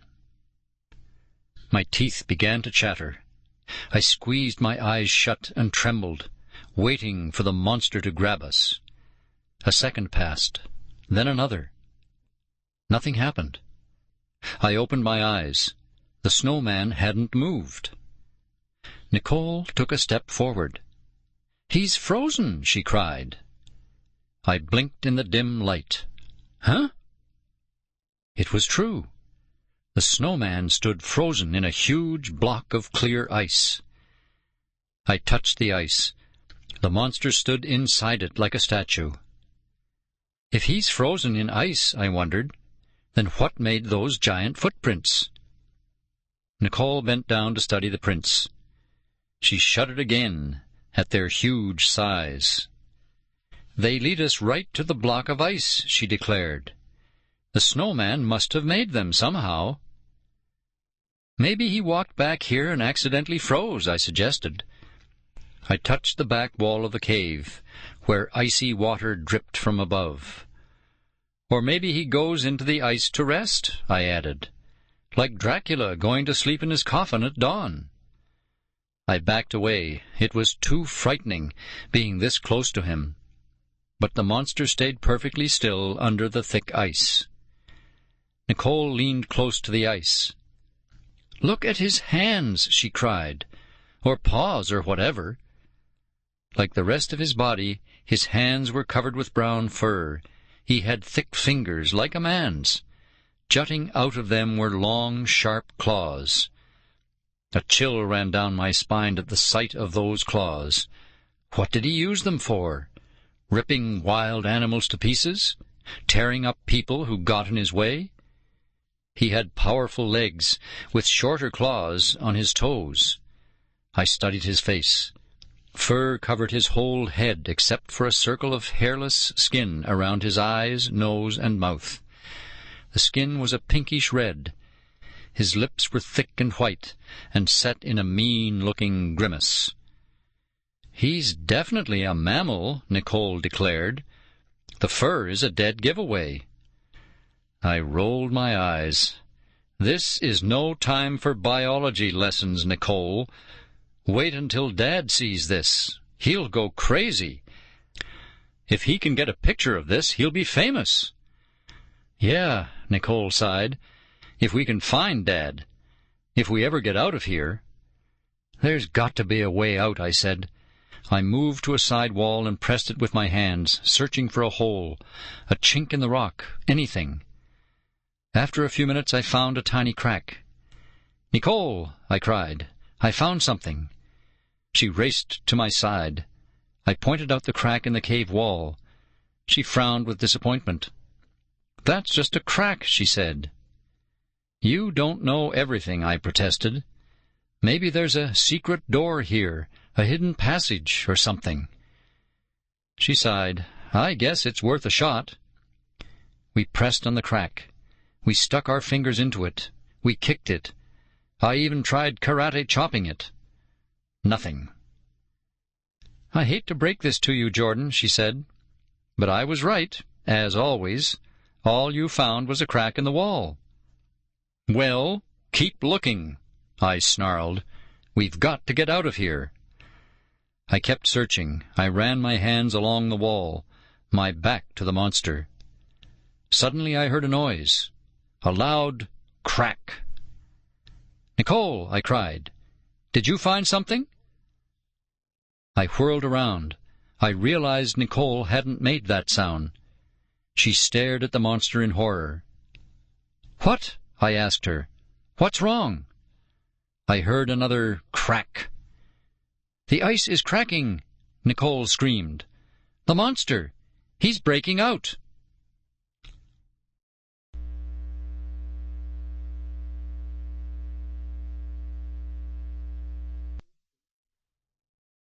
Chapter 18. Crack! The block of ice splintered apart. Nicole and I pressed ourselves against a wall, watching in horror. The abominable snowman burst from the ice. Chunks of ice smashed on the floor and shattered like glass. The snowman shook himself, growling like a wolf. "Run!" I screamed. Nicole and I took off, but there was nowhere to go. We scrambled to the other side of the cave, as far away from the monster as we could get. "The passageway!" I cried. I ducked down and started to crawl through the passage. Nicole grabbed me. "Wait! It's blocked! The avalanche, remember?" Yes, of course. The way out of the cave was blocked by tons of snow. Across the cave the monster uttered a ferocious roar that shook the walls. Nicole and I cowered in a corner of the cave. I felt her trembling next to me. "Maybe he didn't see us," I whispered. "Then why is he roaring?" Nicole whispered back. The monster twitched his gorilla nose in the air, sniffing. "Oh, no," I thought. "Can he smell us from across the cave?" He turned his huge furry head one way and then the other. "He's searching for us," I realized. "He smells us." "Huh?" He grunted. He stared into a corner of the cave. Our corner of the cave. "Huh?" He grunted again. "Oh, no," Nicole moaned. "He sees us." The big creature staggered toward us, grunting with each heavy step. I pressed myself against the cave wall, wishing the cave would swallow us up. Anything would be better than having him swallow us. The monster kept coming. His footsteps shook the floor of the cave. Boom, boom, boom. We huddled on the floor. We tried to make ourselves as small as we could. He stopped inches in front of us, and roared again, a deafening roar. "His teeth!"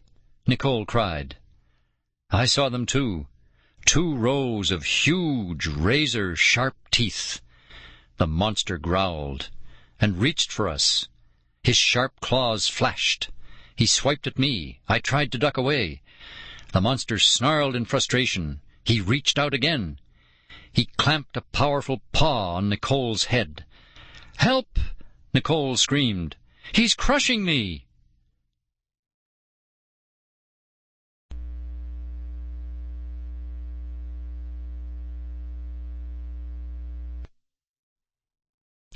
Chapter 19. "Let go of her!" I shrieked. But I knew I was helpless. The Abominable Snowman growled and turned Nicole around roughly. Then he reached behind her and grabbed her backpack. He ripped it off her shoulder with a sharp, hard tug. "Hey!" I cried in horror. With one claw he sliced open the canvas backpack. He reached inside and pulled something out. A bag of trail mix. Nicole and I stared in amazement as he poured the trail mix into his mouth. "Weird," I choked out. "He likes trail mix." The monster crumpled up the bag and shifted through Nicole's pack, searching for more. "That's all there is," Nicole whispered to me. With an angry growl, the monster tossed Nicole's pack away. "Now what?" Nicole whispered. I reached into my own backpack, and with a trembling hand I yanked out my bag of trail mix. I heaved it at the monster. The bag hit the floor and slid to the monster's feet. He bent down, grabbed it, tore it open, and hungrily gulped down the trail mix. When he finished, I shoved my pack toward him. He grunted. Then he dumped out my stuff. No more trail mix. "Oh!" The monster stretched and roared. Then he reached down. With 2 gigantic arms he grabbed Nicole and me. He lifted us up. He raised us toward his face, toward his mouth, preparing to eat us.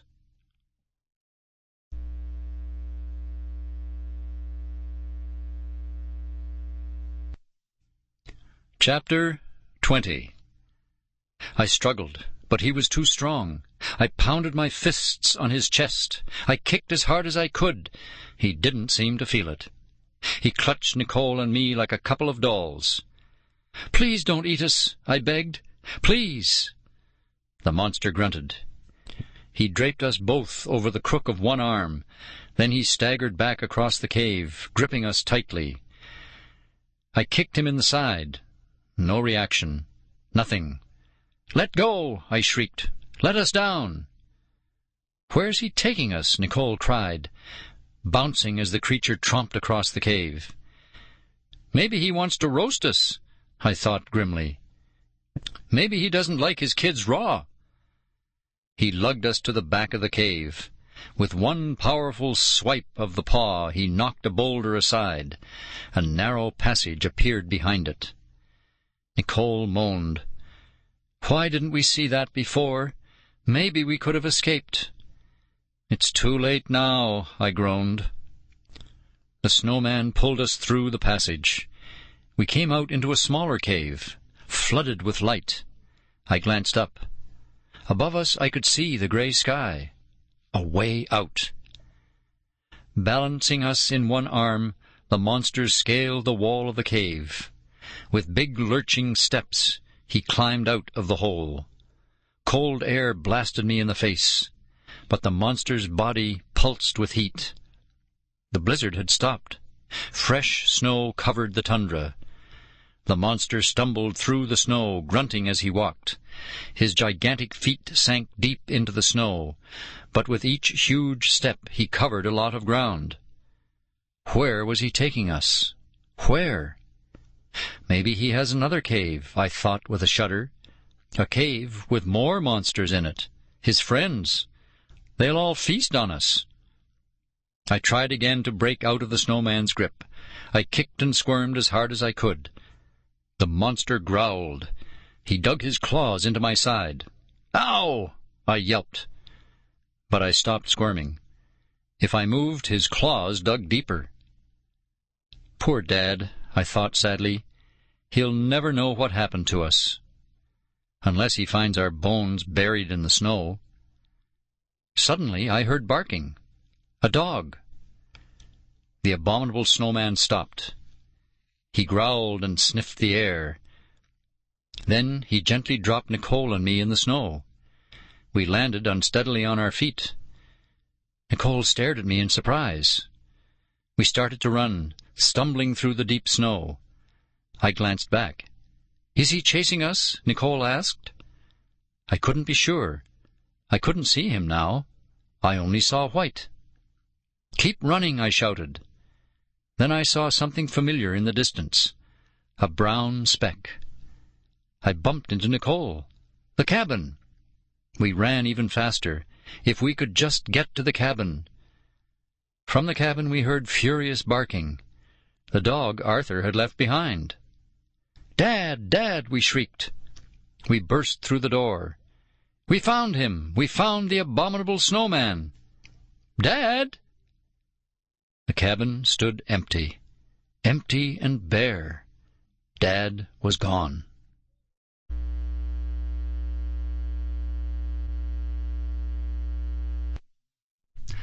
Chapter 21. My eyes darted around the empty cabin. "Dad! Dad!" My heart skipped a beat. My throat went dry.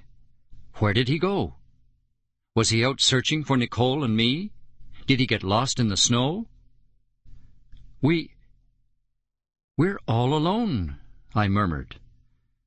Nicole and I ran to the window. A thin layer of snow frosted the pane. We peered out into the bright sunlight. No sign of Dad. "At least the snowman didn't follow us," I said. "Jordan, why did he drop us?" Nicole asked softly. "I think the barking dog scared him," I replied. If that dog hadn't barked, what would the monster have done to us? As the question pushed into my mind, I heard the dog start to bark again. Nicole and I both gasped. "The snowman!" I cried. "He's back! Hide!" We glanced around, frantically searching for a good hiding place. The cabin was so bare, it wouldn't take the monster long to find us. "Behind the stove," Nicole urged. We dashed to the small square stove and crouched behind it. Outside the cabin we heard the slow, heavy footsteps of the monster. Crunch, crunch, crunch. Footsteps over the snow. Nicole grabbed my hand. We froze, waiting, listening. Crunch, crunch. "Please don't come into the cabin," I prayed. "Please don't capture us again." The footsteps stopped outside the door. I squeezed my eyes shut. The door burst open. A blast of cold air blew into the room. Jordan? Nicole? Dad! We jumped out from behind the stove. There stood Dad, with his camera around his neck. We both ran to him and hugged him. "Dad, I'm so glad it's you." "Hi," he replied.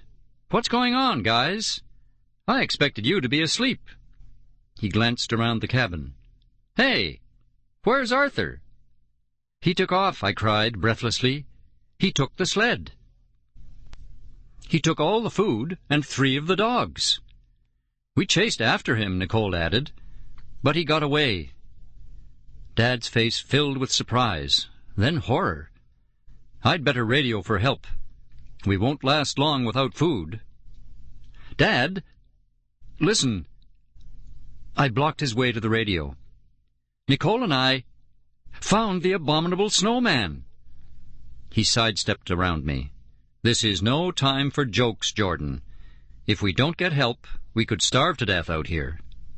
"He's not joking, Dad," Nicole insisted, tugging Dad's arm. "We really found the snowman. He lives in a cave under the snow." Dad stopped and studied Nicole. He always believes her, but this time he wasn't sure. "It's true," I cried. "Come on, we'll show you." Nicole and I tugged him out the door. "Jordan, if this is one of your tricks, you are going to be in major trouble," he warned. "We're in a serious situation here, and—" "Dad, he's not kidding," Nicole cried impatiently. "Come on." We led him out into the snow to the spot where the snowman had dropped us. We pointed out his huge footprints. "Why should I believe this?" Dad said. "You faked the snowman's footprints this morning, Jordan. These just look a little bigger." "Dad, I swear I didn't make these prints." "We'll show you the cave, Dad," Nicole promised. "Follow the footprints. You'll see. It's unbelievable." I knew Dad went along with this only because Nicole insisted. He trusted her. She never played jokes on him. Leaning into the wind, we traced the giant prints across the snow. Dad couldn't resist snapping pictures of them, just in case. The footsteps led us back to the cave. They stopped at an opening in the ground. "The cave is down that hole," I told Dad, pointing. I think Dad believed us now. "Let's go check it out," he said. "Huh?" I cried. "Back down there? To the monster?" Dad was already sliding down to the cave opening. He reached up to help Nicole climb down. I hesitated. "Dad, wait! You don't understand. There's a monster down there." "Come on, Jordan," Dad urged. "I want to see this for myself." I had no choice. Dad was going in there no matter what I said, and I didn't want to wait outside alone. I scrambled down to the opening of the cave. The 3 of us felt our way along the narrow passage until we reached the mouth of the big cave. Keeping close together, Dad and Nicole walked in, but I stopped at the entrance and stared into the cave. "Jordan, come on," Dad whispered. "There's a monster in there," I thought with a shudder. "A huge monster with long claws and sharp teeth. We managed to escape from him once. Why are we going back? What's going to happen to us in there?" I had a bad feeling, a very bad feeling.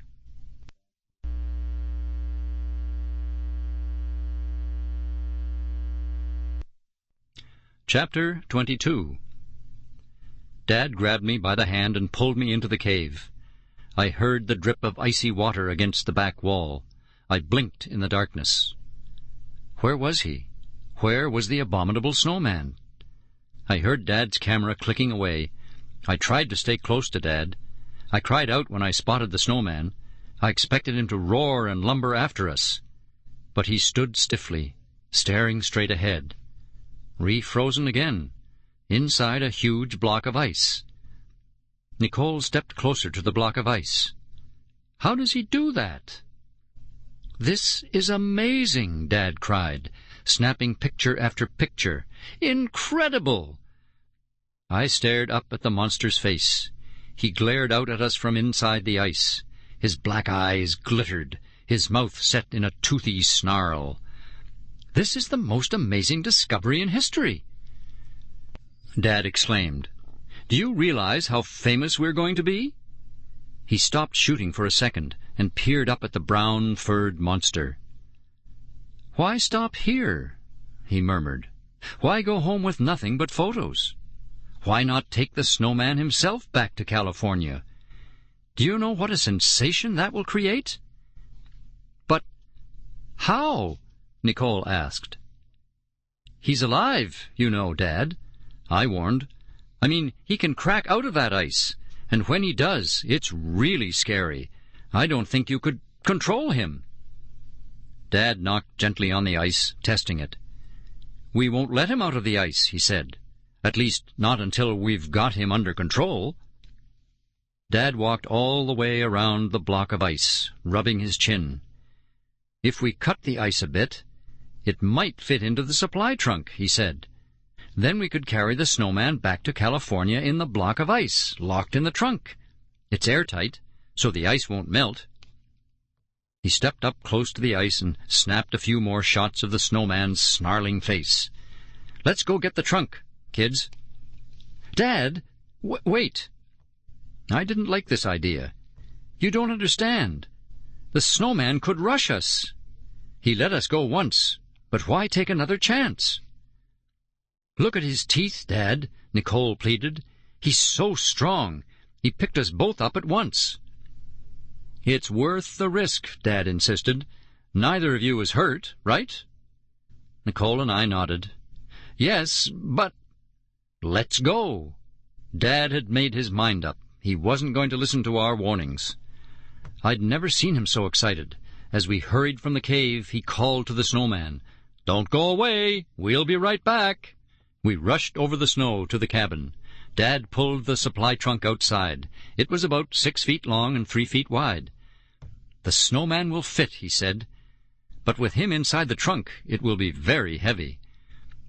"We need the dog sled to pull it," Nicole said. "But Arthur took the sled," I reminded them. "So I guess the deal is off. We'll just have to go home without an abominable snowman. Too bad." "Maybe there's another sled around somewhere," Dad suggested. "This is an old musher's cabin, after all."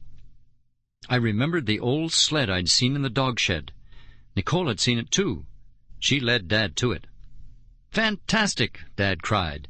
"Now let's go get that snowman before he escapes." We hitched Lars, our only dog, to the old sled and towed the supply trunk to the cave. Then we crept silently into the cave, pulling the trunk behind us. "Careful, Dad," I warned.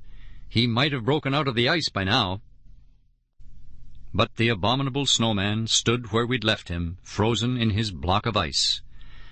Dad began to cut the ice down to size with a hacksaw. I paced nervously. "Hurry," I whispered. "He could burst out any minute." "This isn't easy," Dad snapped. "I'm working as fast as I can." He hacked away. Each second felt like an hour to me. I watched the snowman carefully for any signs of movement. "Dad, do you have to saw so loudly?" I complained. "The noise could wake him up." "Relax, Jordan," Dad said. But his voice was tight and shrill, too. Then I heard a crack. "Look out!" I cried. "He's breaking out." Dad straightened up. "I cracked the ice a bit, Jordan." I studied the monster. He hadn't moved. "Okay, kids," Dad said. "We're ready." Dad had cut the ice into a 6-foot-long rectangle. "Help me slide this into the trunk." I opened the lid of the trunk. Nicole and I helped Dad tip the ice over and gently drop it into the trunk. It just barely fit. We slid the trunk along the ground to the opening of the cave. Dad tied a rope around it and climbed out of the hole. "I'll tie the rope to the sled," Dad called from above. "That way Lars can help me hoist it out." "Hey," I whispered to Nicole. "Let's sneak some snowballs into the trunk, just for fun. We can throw them at Kyle and Kara when we get home.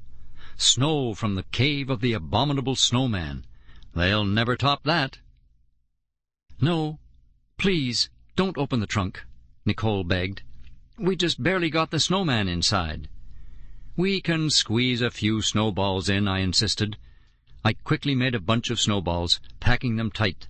Then I cracked open the trunk and slipped them inside, next to the block of ice. I checked the monster one last time for signs of life. The ice was solid. We were safe. "They won't melt in there," I said, sealing the lid of the trunk shut. We locked it with the bolt and tightened the rope around it. I felt pretty sure the snowman wouldn't be able to break out of there, even if he did crack through the ice. "Ready?" Dad shouted from up above. 1, 2, 3, heave! Dad and Lars tugged on the rope until the chest lifted off the ground. Nicole and I squatted beneath it to help push it up. "Again!" Dad yelled. "Heave!" We pushed as hard as we could. "It's so heavy," Nicole complained. "Come on, kids," Dad called. "Push!" We gave the trunk a shove. Dad and Lars tugged it over the lip of the cave opening. Dad collapsed in the snow. "Whew!" he muttered, wiping his brow. "Well, the hardest part is over." He helped Nicole and me scramble out. We all rested a few minutes. Then we dragged the trunk onto the sled. Dad secured it with the rope. Lars pulled the sled back to the cabin. Once inside, Dad hugged us both. "What a day! What a great day!" He turned to me. "See, Jordan? Nothing terrible happened." "We're lucky," I said. "I'm so sleepy," Nicole complained, sinking onto her sleeping bag. I glanced out the window. The sun sat high in the sky, as usual, but I knew it had to be very late. Dad glanced at his watch. "It's almost midnight. You two should get some sleep." He frowned. "I'd hate to wake up here in the morning with no food, though. I'm going to radio for help. You guys can sleep when we get back to town." "Can we stay in a hotel?" I asked Dad. "In a bed?" "If we can find one," he promised. He opened his pack, searching for the radio. He shuffled stuff around in his pack. Then he pulled things out, one by one.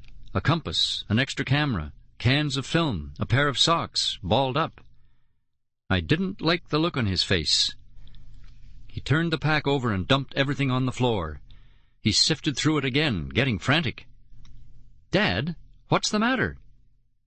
When he turned to me, he had a terrified expression on his face.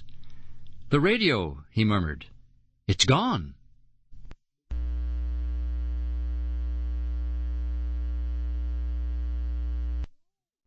Chapter 23. "No!" Nicole and I both shrieked. "I don't believe it," Dad cried, pounding his fist against his empty pack. "Arthur must have taken the radio so we wouldn't report him."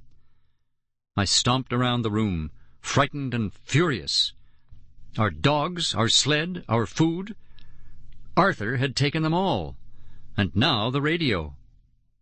Did Arthur leave us here to freeze, to starve? "Calm down, Jordan," Dad said. "But, Dad," Nicole interrupted. Dad shushed her. "Just a second, Nicole. I've got to think of a way out of this." Dad searched the cabin. "Don't panic, don't panic, don't panic," he instructed himself. "But, Dad," Nicole said, tugging at his sleeve. "Nicole," I snapped, "we're in huge trouble. We could die out here." "Dad," she insisted, "listen to me. You wrapped up the radio last night so it wouldn't freeze. It's in your sleeping bag." Dad's mouth dropped open. "You're right," he cried. He hurried to his sleeping bag and reached inside. He dug into his sleeping bag and pulled out the radio, wrapped in a wool scarf. He switched on the radio and fiddled with the dials. "Iknek, Iknek. Come in, Iknek." Dad asked the Iknek airport to send us a helicopter. He tried to describe where we were. Nicole and I smiled sleepily at each other. "We're going home," she said happily. "Home to sunny, hot Pasadena." "I'm going to kiss a palm tree," I declared. "I never want to see snow again." I had no idea that our snowy adventure was just beginning.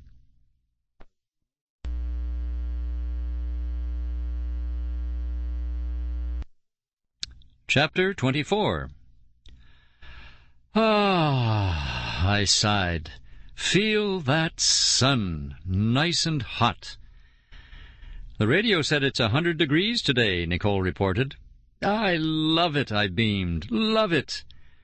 I slapped more tanning lotion on my chest. Our Alaska trip all seemed unreal now that we were home in Pasadena. The cold, the snow, the wind blowing over the rolling white tundra, the snarling, brown-furred, abominable snowman. It all seemed like a dream. But I knew it was no dream.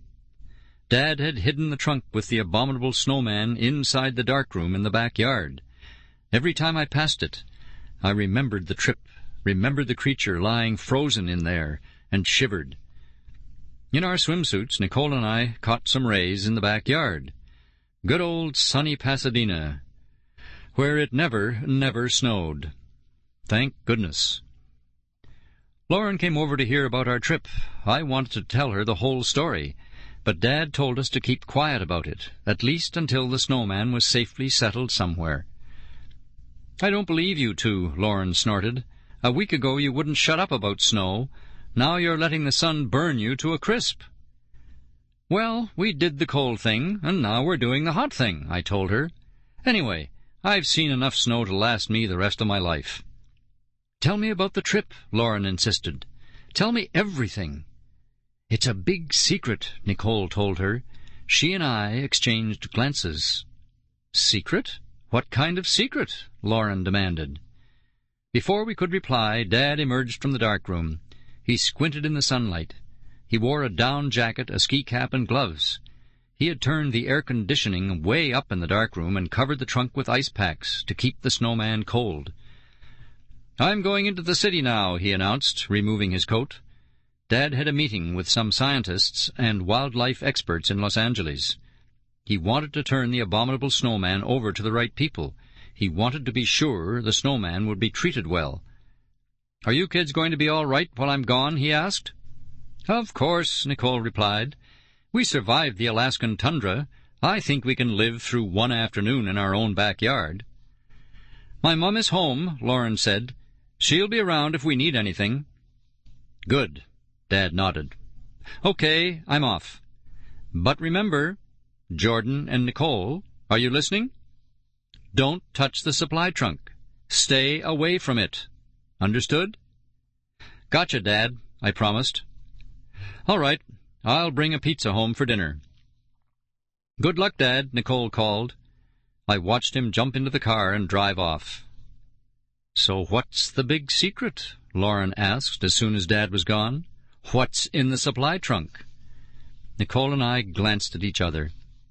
Come on, spill, Lauren urged. I won't leave you alone until you tell me. I couldn't resist. I had to tell someone. We found him. We found him and we brought him back. Found who? The snowman, Nicole exclaimed. The abominable snowman. Lauren rolled her eyes. For sure. And did you find the tooth fairy up there, too? Yes, we did, I joked. He's lying in the darkroom right now, Nicole told Lauren. Lauren's face twisted in confusion. Who? The tooth fairy? No, the abominable snowman. A real one, I said, trapped in a block of ice. Along with 4 or 5 snowballs, I thought to myself. Snowballs I could throw at Lauren, for a nice little surprise. Prove it, Lauren challenged us. You're making it all up. You think you're really funny. Nicole and I exchanged glances. I knew what she was thinking. Dad had just told us to stay away from the trunk. You two are as bad as the Miller twins, Lauren complained. That did it. Come on, I said. We'll show you. We'd better not, Jordan, Nicole argued. We won't hurt anything, I promised. We'll just pull open the lid a tiny bit so Lauren can see him. Then we'll slam it shut. No harm done. I climbed off my lounge chair and started across the lawn to the darkroom. Nicole and Lauren followed me. I knew they would. I opened the darkroom door and switched on the light. A blast of cold air swept over me, making my bare chest tingle. Nicole hesitated in the doorway. "Jordan, maybe we shouldn't." "Oh, come on, Nicole," Lauren chided. "There's no abominable snowman. You two are ridiculous." "We're not ridiculous," Nicole protested. "We might as well show her, Nicole," I said. Nicole didn't reply. She stepped into the dark room and shut the door. In my bathing suit I was shivering from the cold. It was almost like being back in Alaska. I knelt beside the huge trunk. I unhooked the latches. Slowly, carefully, I lifted the heavy lid, peered inside, and let out a chilling, blood-curdling scream of horror.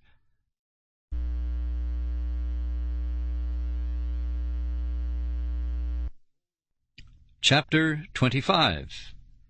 Nicole and Lauren shrieked and leapt back. Nicole backed into the wall with a crash. Lauren ducked under the developing table. I couldn't keep a straight face. I started to laugh. "Gotcha!" I cried gleefully. I was so pleased with myself. I had scared them to death. They were both stiffer than the abominable snowman. He lay frozen and still inside his block of ice. "Jordan, you creep!" Nicole declared angrily. She punched me in the back. Lauren punched me too. Then she peered into the open trunk and let out another scream. "He's real!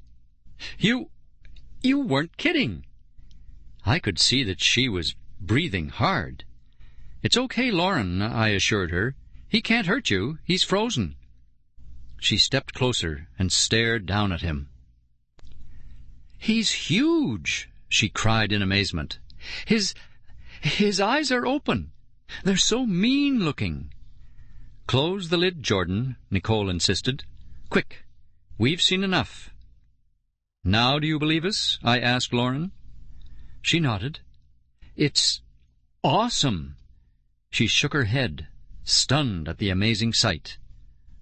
Before I shut the lid, I sneaked 2 snowballs out of the bottom of the trunk. Snickering, I passed one to Nicole. "What's so funny?" Lauren asked suspiciously. "Nothing," I said. I sealed the lid shut and latched the trunk. That'll hold him, I thought. We're safe. Dad will never know we sneaked a peek at the monster. We left the dark room, closing the door carefully behind us. "That creature is just so awesome," Lauren exclaimed. "What is your dad going to do with him?" "We're not sure yet," Nicole replied. "Dad's trying to figure that out." She held her hands behind her back, hiding the snowball from Lauren. Suddenly she shouted, "Hey, Lauren, think fast!" She threw the snowball at Lauren. It missed. Splat! It hit a tree. "Nice shot, Ace," I cried sarcastically. But then I gaped at the tree in shock. The snowball, it didn't crumble to the ground. It started to grow. Thick white snow spread quickly up the tree trunk and over the branches. Within seconds the entire tree was covered with snow. "Wow!" Lauren gasped. "Nicole, how did you do that?" Nicole and I stared open-mouthed at the snow-covered tree. I was so stunned, the snowball fell out of my hand. I jumped back as it hit the ground and spread. "Oh, wow!" I shrieked. I watched the snow spread over the lawn like a white blanket. It spread under our bare feet, over the driveway, out to the street. "Oh, it's cold!" Nicole wailed, hopping from foot to foot. "This is too weird," I cried. "It's 100 degrees out, and the snow isn't melting. It's spreading and growing deeper." I turned to see Lauren hopping and dancing, whirling around wildly. "Snow, snow," she sang. "It's wonderful! Snow in Pasadena!" "Jordan," Nicole said quietly, "this isn't right. We should have left this snow in the cave. It isn't normal snow." Of course, she was right. Any cave where an abominable snowman lives has got to be a weird place. But how could we have guessed? "Let's build a snowman," Lauren cried gleefully. "No," Nicole warned. "Don't touch it. Don't do anything, Lauren. Not until we've figured this out." I don't think Lauren heard my sister. She was too excited. She kicked a spray of snow at an evergreen bush. The bush froze over with snow. "What are we going to do?" I asked Nicole. "What's going to happen when Dad comes home? He'll kill us." Nicole shrugged. "Beats me." But, you're supposed to be the brain," I sputtered. "This is so cool," Lauren squealed. "Snow in Pasadena." She picked up a chunk of snow and started balling it up between her hands. "Snowball fight?" she shouted. "Stop it, Lauren," I cried. "We're in big trouble here. Don't you understand?" Lauren fired the snowball at Nicole. Instantly, thick white snow spread all over Nicole's body, covering her until she looked like a snowman. "Nicole!" I cried, running over the snowy ground to her. "Nicole, are you okay?" I grabbed her arm, stiff as an icicle. She was frozen solid. "Nicole!" I stared into her snow-covered eyes. "Can you hear me, Nicole? Can you breathe in there? Nicole? Nicole!"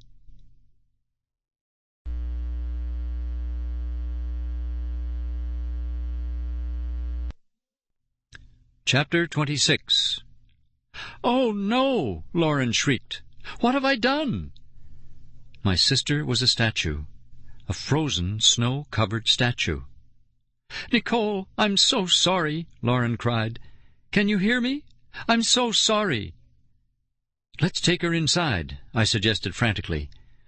"If we can get her in the warm house, maybe we can warm her up." Lauren grabbed one of Nicole's arms. I grabbed the other. We carefully dragged her stiff body to the house. Her bare toes, hard as ice, left a long trail in the snow. "She's so freezing," Lauren cried. "How can we melt the snow?" "Let's put her next to the oven," I said. "Maybe if we turn it up full blast, the snow will melt." We stood her in front of the oven. For good measure, I turned on all the burners on top of the stove. "That ought to do it," I said. A bead of sweat trickled down my face. From the heat, or from worry. Lauren and I watched and waited. I didn't move. I didn't breathe. The snow didn't melt. "It's not working," Lauren groaned. "Nothing's happening." I tapped Nicole's arm. Solid ice. I tried to stay calm, but I felt as if 100 butterflies were tap-dancing in my stomach. "All right, it's not working. We'll have to try something else." Something else. Tears rolled down Lauren's cheeks. "Like what?" Lauren demanded in a trembling voice. "Well," I racked my brain for the hottest place I could think of. "The furnace. We'll hold her in front of the furnace." We dragged Nicole into the furnace shed behind the garage. The snow seemed to weigh a ton. It took all our strength to drag her. I turned the furnace on full blast. Lauren stood Nicole in front of the open furnace door. A blast of hot air sent Lauren and me staggering back. "If this doesn't work, nothing will," Lauren sobbed. The heat roared out of the furnace. I saw reflections of the red flames on Nicole's icy face. My heart pounding, I watched to see the ice start to drip and the snow slide off her. But the ice didn't melt. My sister remained a human snow cone.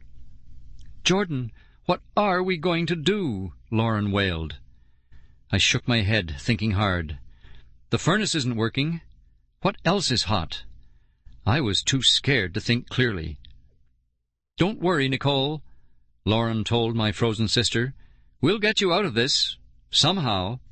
I suddenly remembered how warm the Abominable Snowman had felt when he carried us across the Alaskan tundra. There we were, 10 degrees below zero, surrounded by deep snow, and heat had poured off the creature's body. "Come on, Lauren," I ordered. "We're taking her to the dark room." Struggling and straining, we dragged Nicole back outside and across the backyard to the dark room. "Stay here," I told Lauren. "I'll be right back." I raced into the kitchen. I pulled open all the cupboards and drawers, desperately searching for one thing: trail mix. Please, please let there be trail mix somewhere in this house, I prayed. Yes, I found a plastic bag of trail mix behind an old box of spaghetti. I grabbed it and flew back to the dark room. Lauren stared at the bag in my hand. What's that? Trail mix. Trail mix?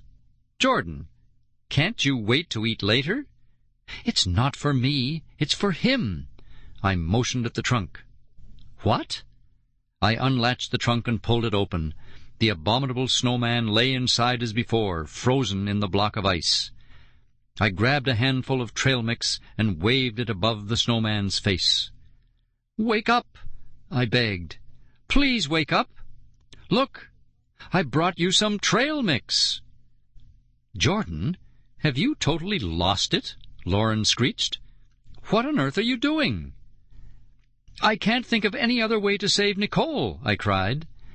My hand trembled as I frantically waved the trail mix over the snowman. "Come on. You know you love trail mix. Wake up. Please wake up.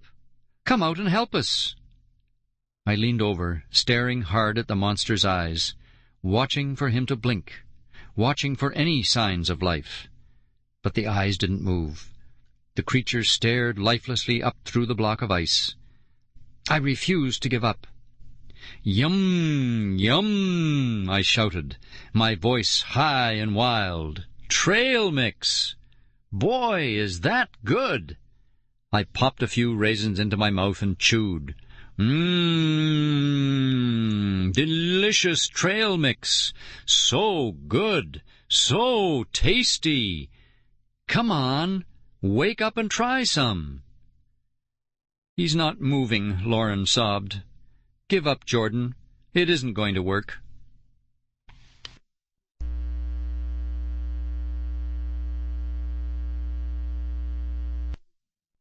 Chapter 27. I jumped when I heard a soft sound, a faint crick. I stared down at the block of ice. Did the monster move? No. Silence now. The abominable snowman's black eyes glittered up at me, lifeless and blank. Was it my imagination? Lauren is right, I thought sadly. My plan isn't working. Nothing is working. I gently touched my sister's stiff, frozen arm. Maybe when Dad gets home, I hoped, maybe he'll think of some way to save her. "What are we going to do?" Lauren sobbed. She was no help at all. Crack! I heard it again, louder this time. And then, crack! A long crack ripped across the ice. The abominable snowman groaned. Lauren leapt back with a wild scream. "It's alive!" The ice broke up. The furry snowman slowly pulled himself up, moaning. Lauren cried out in fear. She pressed herself against the dark-room wall. "What's he going to do?" "Shh!" The monster shook shards of broken ice from his shoulders. He lifted himself out of the trunk. He uttered a low growl. "Jordan, look out!" Lauren cried. The monster lurched toward me. My heart jumped. I wanted to back away, or run away, but I couldn't. I had to stay and help Nicole. The snowman grunted. He swiped a giant paw at me. Lauren let out another shrill scream. I leapt back. What would the monster do? The monster cried again. He took another swipe. "Let's get out of here," Lauren shouted. "He's going to hurt you." I wanted to run. But Nicole... The monster swiped at me again and snatched the bag of trail mix out of my hands. I suddenly realized that was all he wanted. He had been grabbing for the trail mix. He poured the trail mix into his mouth, gulping it down, swallowing it noisily. Then he tossed the bag away. Lauren pressed her back against the corner of the dark room. "Make him go back into the trunk," she cried. "Are you crazy? How can I do that?" The snowman growled and staggered across the floor. His heavy footsteps shook the floor. He stopped in front of Nicole. He reached his powerful arms around her snow-covered body and squeezed. "Stop him!" Lauren screamed. "He's crushing her!"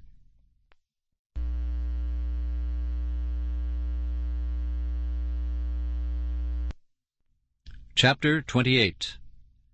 I couldn't move. I stared in horror. The big creature hugged Nicole hard, so hard that he lifted her off the ground. "Stop!" I finally choked out. "You're hurting her!" Without thinking of the danger, I dove forward. I grabbed his furry arms with both hands and struggled to pull him off my sister. With an angry grunt, he brushed me away. I stumbled back and fell into Lauren. I turned to see the monster squeezing Nicole. Lauren pointed down at the floor. "Jordan, look!" Gazing down, I saw a small puddle under Nicole's feet. Water dripped off her and onto the floor. As it hit the floor, it evaporated, vanished from sight. Did I see Nicole's toes wiggle? Yes. I stepped closer, caught a glimpse of her face. A dot of pink appeared on her cheeks. Yes. Chunks of snow dropped off her body. They thudded to the floor, melted, and disappeared.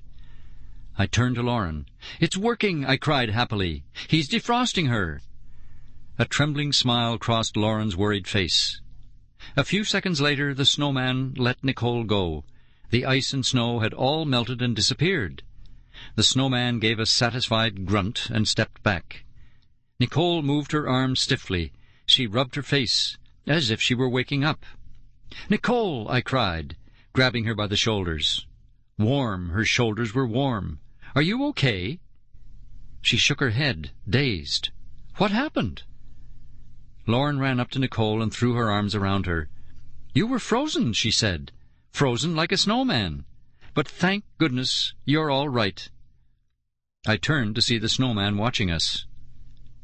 "Thank you," I called to him. I don't know if he understood me. He grunted.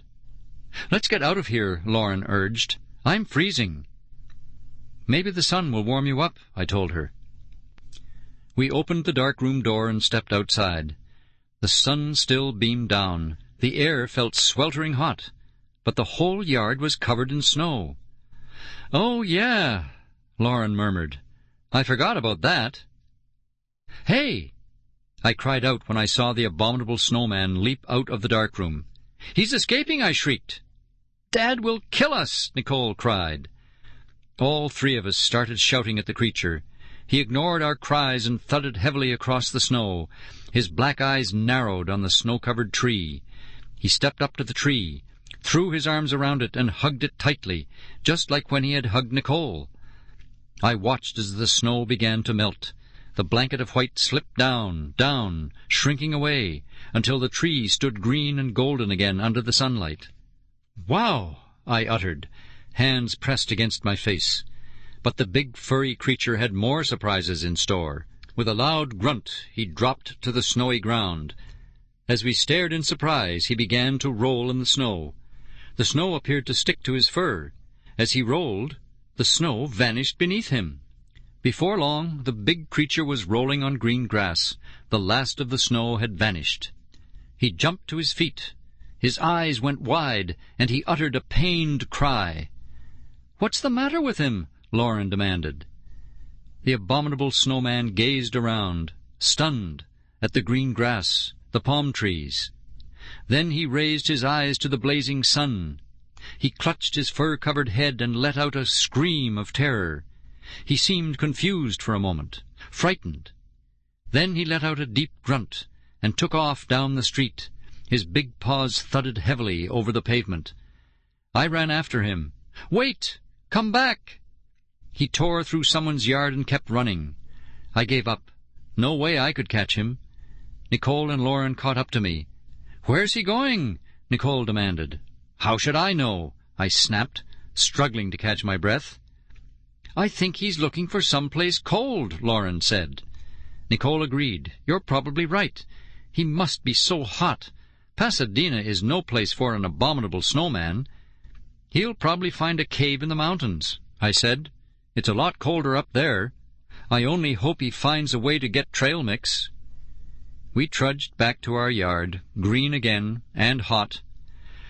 I knew that Nicole and I had one word in our minds: D-A-D. He had instructed us not to touch the trunk. We had ignored his warning. Now the snowman was gone.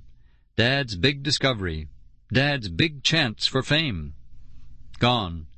Gone forever. It was all our fault. "At least Dad has his photos," I said softly. "The photos will amaze everyone all by themselves." "I guess so," Nicole replied, biting her bottom lip tensely.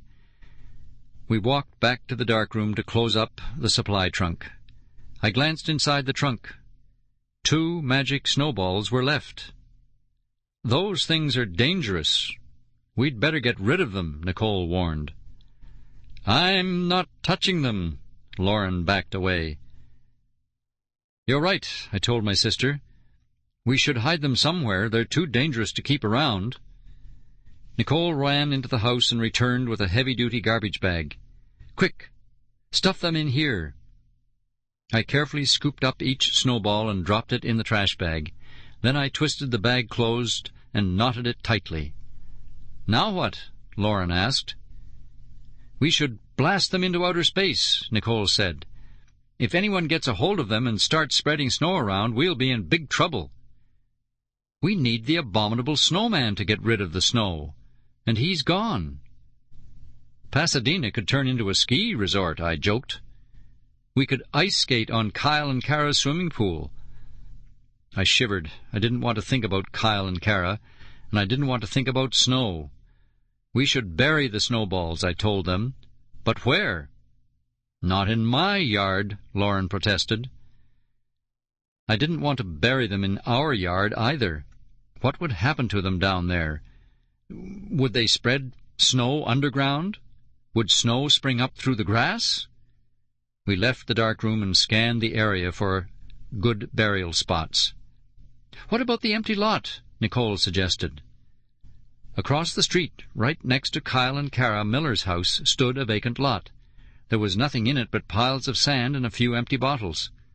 "Perfect," I declared. "No one will ever find the snowballs there."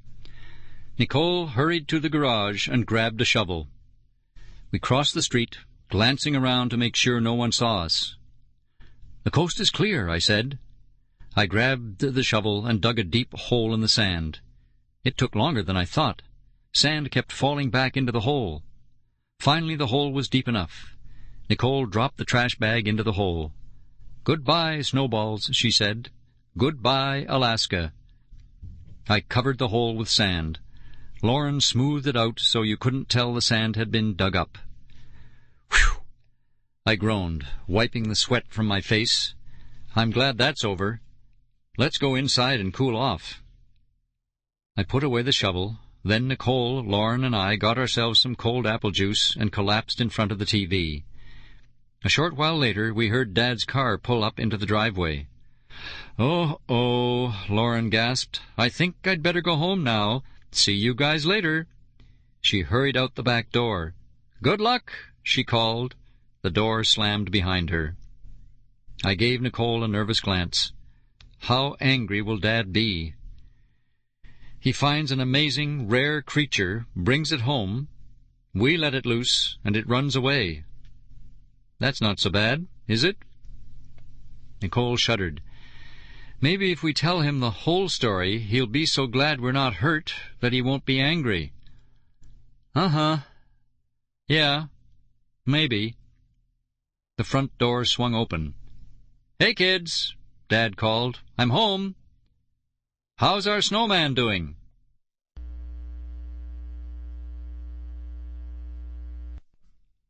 Chapter 29. We ate supper early that evening. Things were pretty quiet around the dinner table.